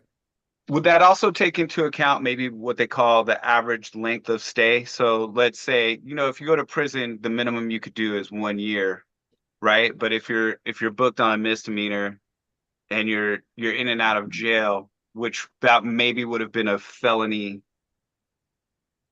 pre-AB 236. Is there a way to like take in average lengths of stay and costs as well in the analysis? That is definitely a possibility. We are now looking still right now at what the calculation will look like. We just know it needs to change to something that may look at bed days instead of, you know, just money. Okay. I don't know if that technically answers your question, but it is something we're looking at, and I definitely wrote down what you just said, so we'll make sure we see where that would fit in. Thank you. Vice Chair Brady? Thank you, Chair. I'm wondering too, Georgia, if whether having like the use of the SID number would play a role in being able to better, you know, account for these numbers and also for, you know, the shift in costs potentially to the local law enforcement or correctional institutions. I think in some ways, I mean, the SID is going to let us follow the individual through the system, but as far as how AB 236 is involved, I'm not sure it would be quite as helpful. So I think there are pros and cons. Dr. Landerman. All right, so in the recommendations section, point A, with respect to recommendation for financial support to Department of Corrections programs, I think it might be useful here, given what we understand about the lack of lower than necessary availability of substance use treatment programming, that we might want to make some recommendations for additional funding to to support substance use treatment while people are in Department of Corrections custody. Because, related to my earlier comments, we can educate and train people all we want, but if they've got an ongoing substance use disorder where there is not an evidence-based intervention, the risk of them continuing to commit crime and returning to Department of Corrections custody will remain high. Okay. Is that something that the entire body would like me to add here?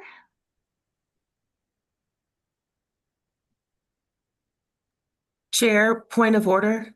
Yes, please. Is this something we would need to vote on? Like, would somebody need to propose like a stated, like would Dr. Lanternman need to propose like a stated bullet point and then we vote on it, or what would be the way forward? I think George is going to redline things as comments are coming up, and then we can take them when we move to vote. I mean, people will either agree to the entirety of the document or if they have particular exceptions to things. But right now, I think we're just kind of collecting what the comments are for possible additions. Am I reading right, Georgia, what you're doing? Yes, yes. Okay. Since we have not voted on the document yet, we can add and delete at this point and then take a motion. Okay. Were there any other comments or suggested edits that anybody had?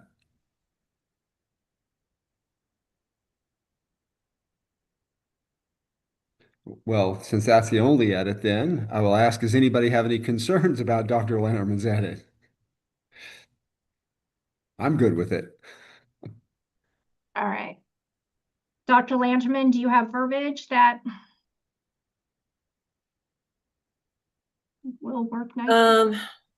It's under, scroll to the top of page 4 where recommendations per NRS. Yeah, so point A, Department of Corrections, the Department of Corrections for programs for reentry of offenders and parolees into community, programs for vocational training, employment of offenders.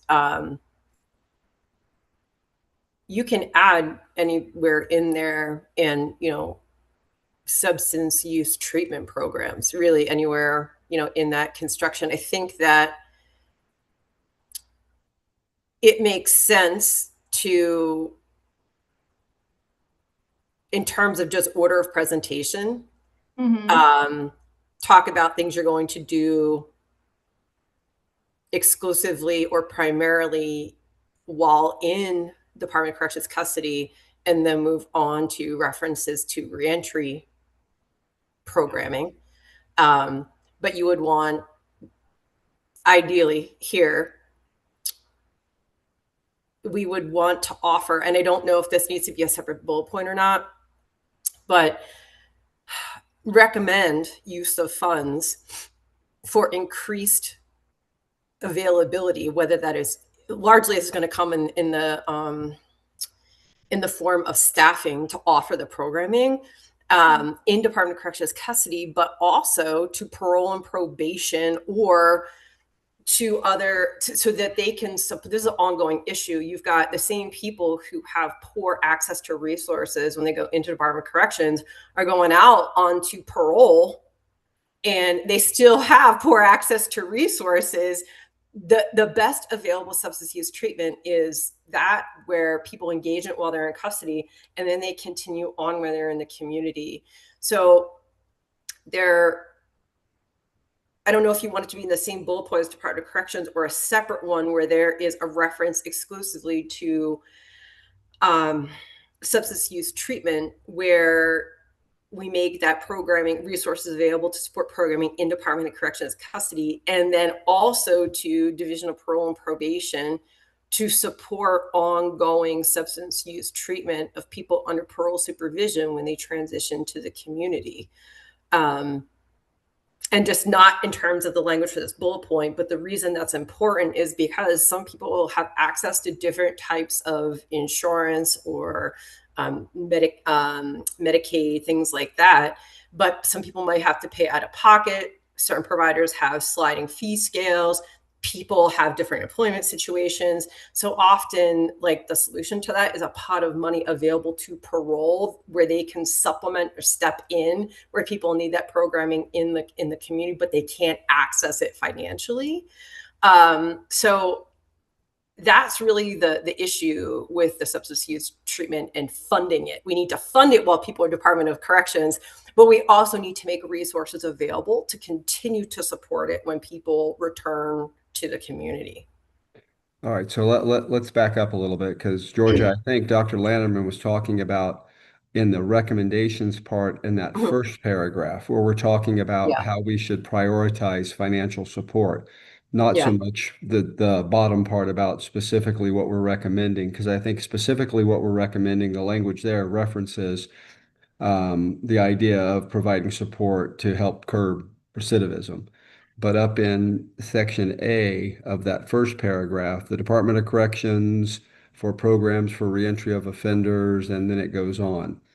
Dr. Lanterman, if we put in there the Department of Corrections for substance abuse programs and programs for reentry of offenders and parolees into the community. Real quickly, I'm sorry. That first part, that's NRS. That's quoted from law. We can't change that part. Okay. So this is Jen Lantern for the record. John McCormick provided some good language for a recommendation here for both funding in Department of Corrections and for parole. What do you got, John? Oh, I put it in the text. It says support substance abuse treatment programs in both the Department of Corrections and the Division of Parole and Probation to provide longitudinal recovery support for justice-involved individuals. Yeah. And it's in the chat. Yeah. Okay.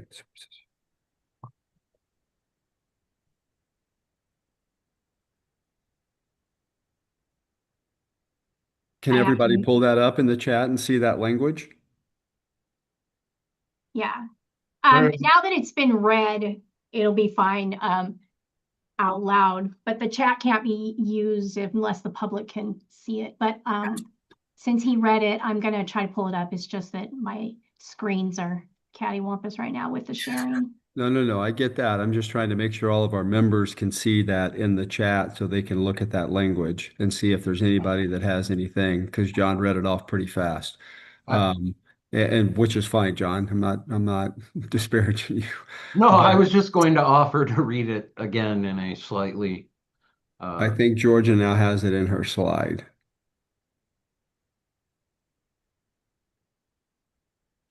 And that is a typo. It should be individuals. There should be an S on individual at the end of the sentence. I apparently didn't add that.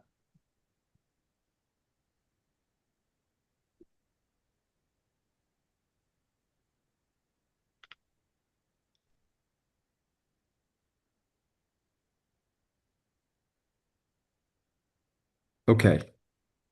Does that capture it, John? Yes, sir. Okay. Anybody have any concerns? Or Vice Chair Brady? It's not a concern. It's probably a logistical thing that maybe we don't need to address here. On our recommendations of where the costs avoided could be spent, since this is, as we've had discussions where this is sort of not imaginary money, but I can't remember the word that we use to describe this funding, but this is something that the legislature would budget separately, these things, or these wouldn't be costs taken out of the current NDOC budget, right? Correct. Okay. Yes. Because as we've discussed, we talk about, the costs at NDOC. There are so many, as we can see, even in this projection or in this report, that the costs at NDOC have risen despite the budget has risen despite the almost, 2,000 or so reduction in inmate population, and some of that's because of older buildings and rising costs due to fuel and supplies and things like that. Right.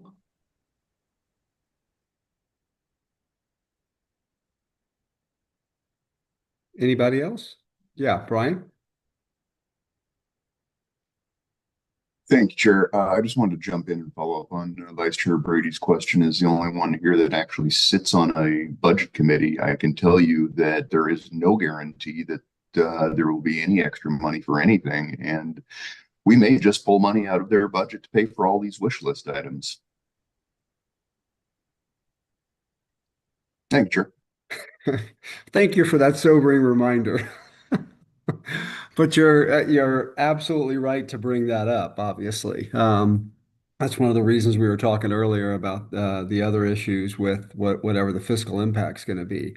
I don't think it's inappropriate for us to make the recommendations, but we have to be realistic about things as well, obviously. Anybody else have any comments or concerns or suggested edits? I don't see any. With the addition, the red line information that Dr. Lanterman suggested and that John kind of put into words and George has now put into the document. Is there anybody that I can get, please, to make a motion to approve that? I believe we've only lost one person, Georgia, so I think we still have a quorum. I think we lost 3. 1 second, I have my staff keeping track. I only thought we lost Chief Jackson from the voting Chief meeting. Jackson, Lisa Mosley Sales, and I think Erica. Is Erica still here? Eric is still here. I am still here for another 20 minutes or so. Okay. Then we are at 15. We only need 14. Perfect. Okay, there you go. Chair, this is John McCormick. I move that the Sentencing Commission adopt the costs avoided report with the red line we just added. Thank you. I'll go ahead and second that. All right. All those in favor, please say aye. Aye. Aye. Anybody opposed? Nay. All right.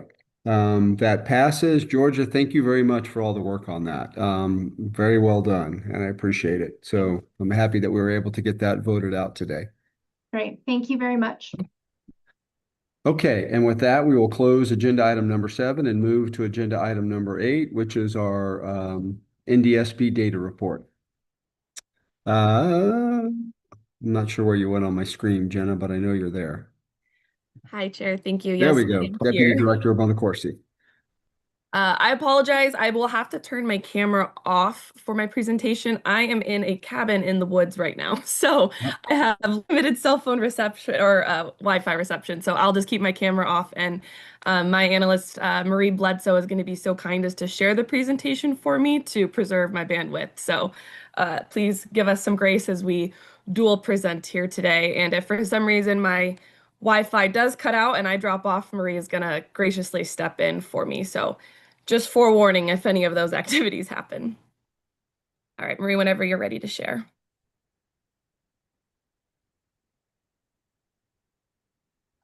Wonderful. All right, good morning, everyone. My name is Jenna Bonacorsi, and I'm the Deputy Director for the Nevada Department of Sentencing Policy for the record. Today, we'll be discussing the following. We will start with the data set introduction, as this is a new data set we're going to be presenting today. We also will be covering some challenges we had with the new data, as well as looking at the felony arrest instance trends. We'll look at this by offense group and felony category, and arrest title and chapter, and disposition type. So to start, I want to thank the Nevada Department of Public Safety's Records Communication and Compliance Division, or RCCD. They have been a tremendous help with providing all this new data. They are the state's central repository for all criminal history information, and the data is reported to them from local law enforcement agencies in Nevada. I also want to thank one of our analysts, Marie Bledsoe. Marie helped pick this project up partway through and worked diligently to make this presentation happen today. The data captures 20 years of Nevada felony arrest instances starting on January 1st, 2006 through December 31st, 2025. Each instance in this data set has an arrest offense and a disposition offense. Each have a knock, NRS description, and the dispositions have a related code. I'll explain all this a little bit more as we go further. So what is an instance? Each crime event is associated with one individual in the dataset. If multiple individuals are involved in the same crime event, each individual will have a separate record linked to the crime event. Within each crime event, there may be one or more instances. We may know them also as charges. Each instance may or may not have a corresponding disposition. As a case progresses, the original arrest offense or the arrest NRS may remain the same or be modified through the court process, resulting in a different disposition NRS. The example shown here represents a single crime event in which an individual was initially arrested for 1 count of crime A and 2 counts of crime B. In this data set, it would appear as 3 arrest instances for 1 crime event. As the case moves through the court process, crime A remains unchanged through disposition. 1 count of crime B is dismissed, while 2nd count is reduced to a crime C. As a result, the dataset shows 2 dispositions responding to the original 3 arrest instances. In this example, the defendant ultimately entered a guilty plea to crime A and crime C. Before we get further into the analysis, I want to briefly touch on a few challenges we encountered with the data. First, we are working with 20 years of instances for all felony arrests in the state of Nevada. Some of this data is quite dated. We received over 1.2 million instances, which is a lot of data to process. And also, this is brand new data that our department had not worked with yet before, so it needed time to be collected and processed. One other challenge is that the RCCD data contained some truncated NRS, which made it challenging to analyze that portion of the data. RCCD is aware of the issue and is working to address it. Because the Sentencing Commission is familiar with reporting by felony category and offense group, we wanted to present this data in the same way. To do that, we used a dataset provided by NDOC to match records based on their Nevada Offense Code, or NOC. This allowed us to be able to assign a felony category and offense group and supplement some of the truncated NRS. I'll talk more about some of the remaining limitations with this process later in the presentation. This chart shows arrest instances and crime events generally follow the same pattern over time. After declining through the early 2010s, both began increasing in 2016, reaching a high point in 2019. There is a slight decline in 2020-2021, followed by a partial recovery over the next few years. While arrest instances have consistently outnumbered crime events, because multiple instances can be on the same crime event, overall, the trends remain very similar. One result of the matching process I mentioned earlier is this unidentified offense group.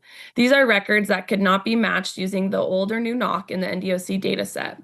As a result, approximately 186,900 arrest records, or about 15% of the data, could not be assigned to an offense group or felony category through our automated matching process and will require manual review.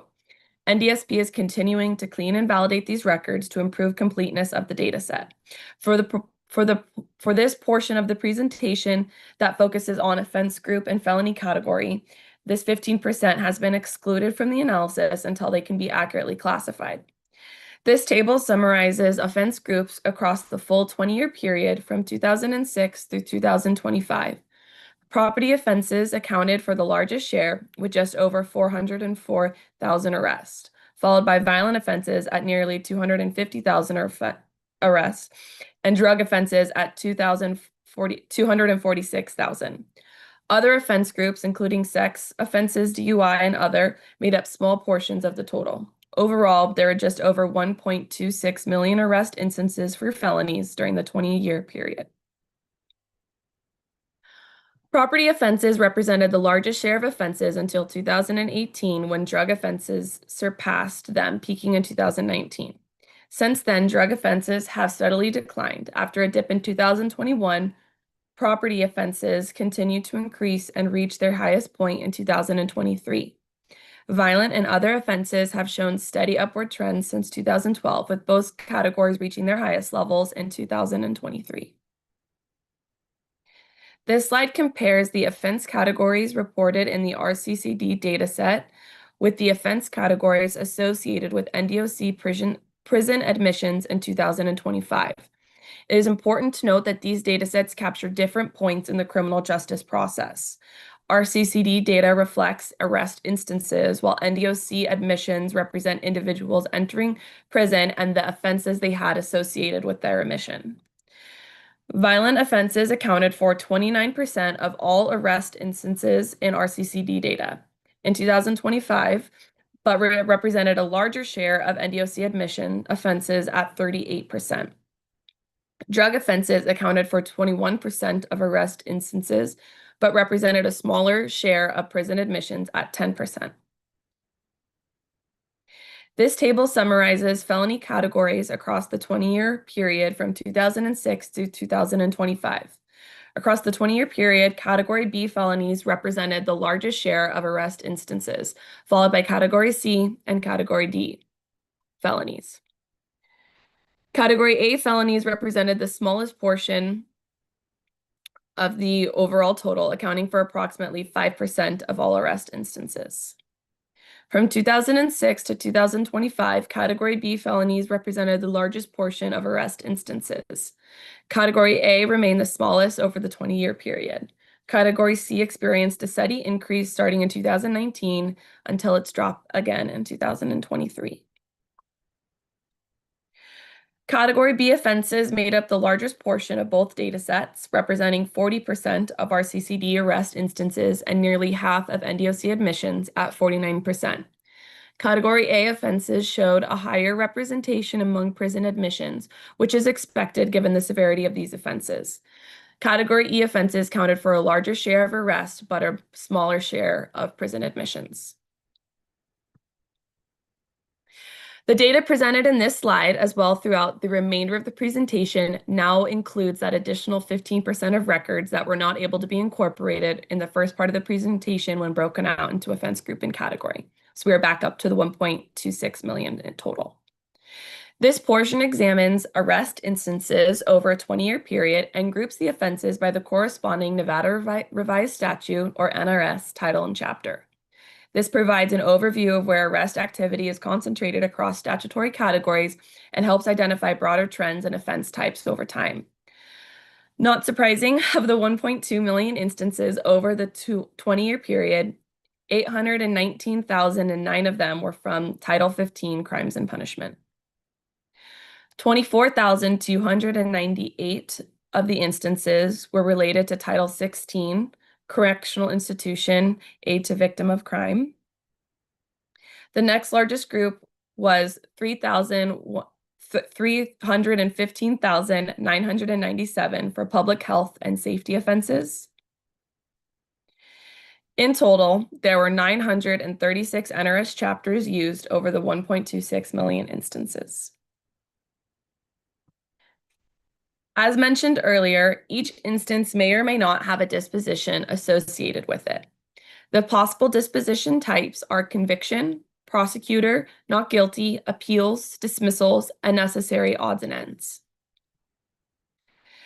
The analysis includes 1,265,051 arrests across the 20-year period. Nearly half of all instances, or 49%, did not have a recorded disposition in the available data. For 51% of instances with a recorded disposition, convictions represented the largest outcome at 43%, followed by dismissals at 32%, prosecutor at 25%. The remaining disposition categories accounted for a very small portion of the overall total. The highest number of recorded dispositions occurred in 2023 with 41,105 total dispositions. The decline in 2025 should be interpreted with caution, as more recent cases may have not had a sufficient amount of time to move through the criminal justice process and receive a final disposition when this data was pulled. This table shows the annual disposition of recorded dispositions from 2026 from 2025 by the disposition type. Across the 20-year period, there were 642,132 total recorded dispositions, with convictions representing the largest category at 273,266 dispositions, followed by dismissals at 202,836, and prosecutor dispositions at 160,488. Convictions reached their highest point in 2019 with 21,396 recorded convictions, while dismissals peaked in 2024 with 16,128 recorded dismissals. This line chart represents the same disposition data over time and highlights the trends by disposition type from 2006 through 2025. Convictions show a clear upward trend through 2019, followed by a notable decline in subsequent years. In contrast, dismissals and prosecutor dispositions have generally increased since 2020, minus the past years for data maturity. In future analysis with this data, we plan to explore a county breakdown, further analysis of dispositions. We would like to look into the possibility of receiving demographic data for this data set, as well as look into felonies that change to misdemeanors from the initial arrest to the disposition and the frequency of that. Thank you for your time.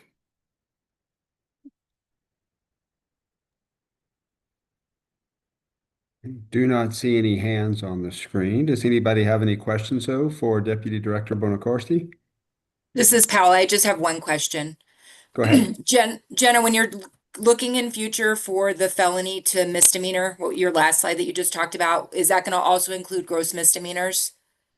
Yes, we also received a data set from RCCD for the misdemeanor subcommittee. And so we do have some misdemeanor data as well from them. But yes, in the it'll help us. It's broken down by felony, gross misdemeanor, and misdemeanor, all the data we received from RCCD. Thank you. Anybody else?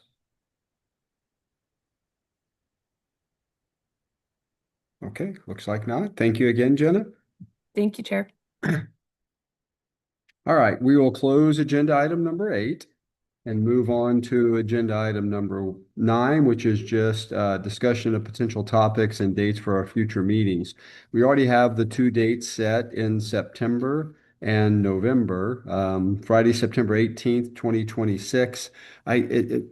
Georgia, I can't recall as I'm sitting here right now. Is that a in-person availability as well as virtual meeting, or did we do that one just as virtual? Cecilia, do you have that information handy? That was either in person or virtual. Okay. So it'll have in-person availability north and south, but also, if need be, people can appear virtually. Vice Chair Brady? Thank you, Chair. The Office of the Attorney General, we have switched contracts from Vine to NV-Save, and this is on victim notifications. And so I'm wondering if anybody on the Sentencing Commission would be interested in someone from our office coming to talk to this group about the new system.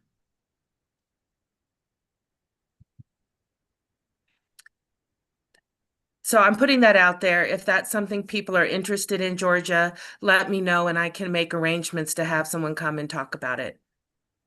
Wonderful, Vice Chair. I will write that down. Thank you. I can also tell you all that the Pardons Board has been dealing with a lot of victims notification issues as well.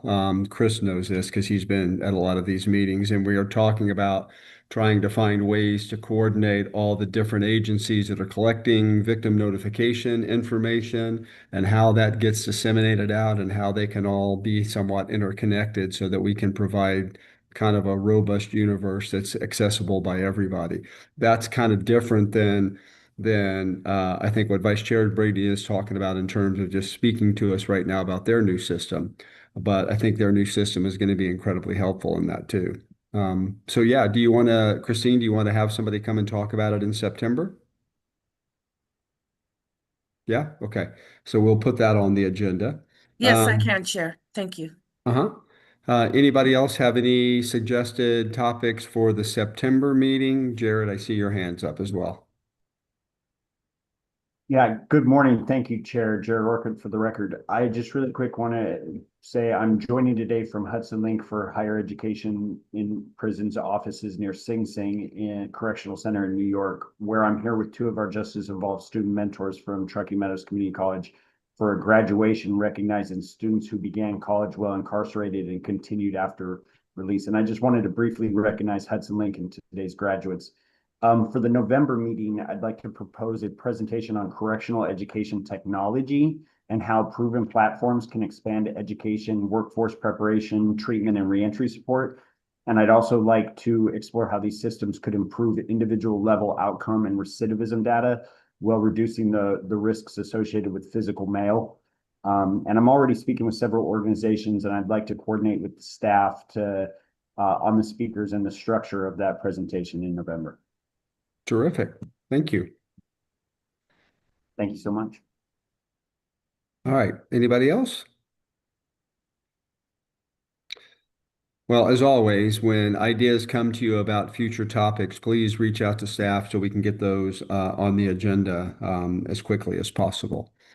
And with that, we will go ahead and close agenda item number 9. Agenda item number 10 is our second period of public comment. Cecilia, I don't know if we have any folks online that wish to give public comment. No, Chair, we don't have any public comment who wish to testify. Okay, thank you. And with that, we will close agenda item number 10, and that moves us to agenda item number 11, which is adjournment. So I will give the great thanks to everybody again for all of your time today. Jenna, I know there's like this really great horror movie called The Cabin in the Woods, and I'm not really sure where you are, but when you said that, it struck me as uh-oh. So I'm glad you've got good Wi-Fi. Go ahead. What were you going to say? I was just gonna say I'm in Bigfoot territory, so you never Okay. know. Ah, nice. All right. Everybody, again, thank you very much, and we will see you all back either in person or virtually in September. Have a great weekend.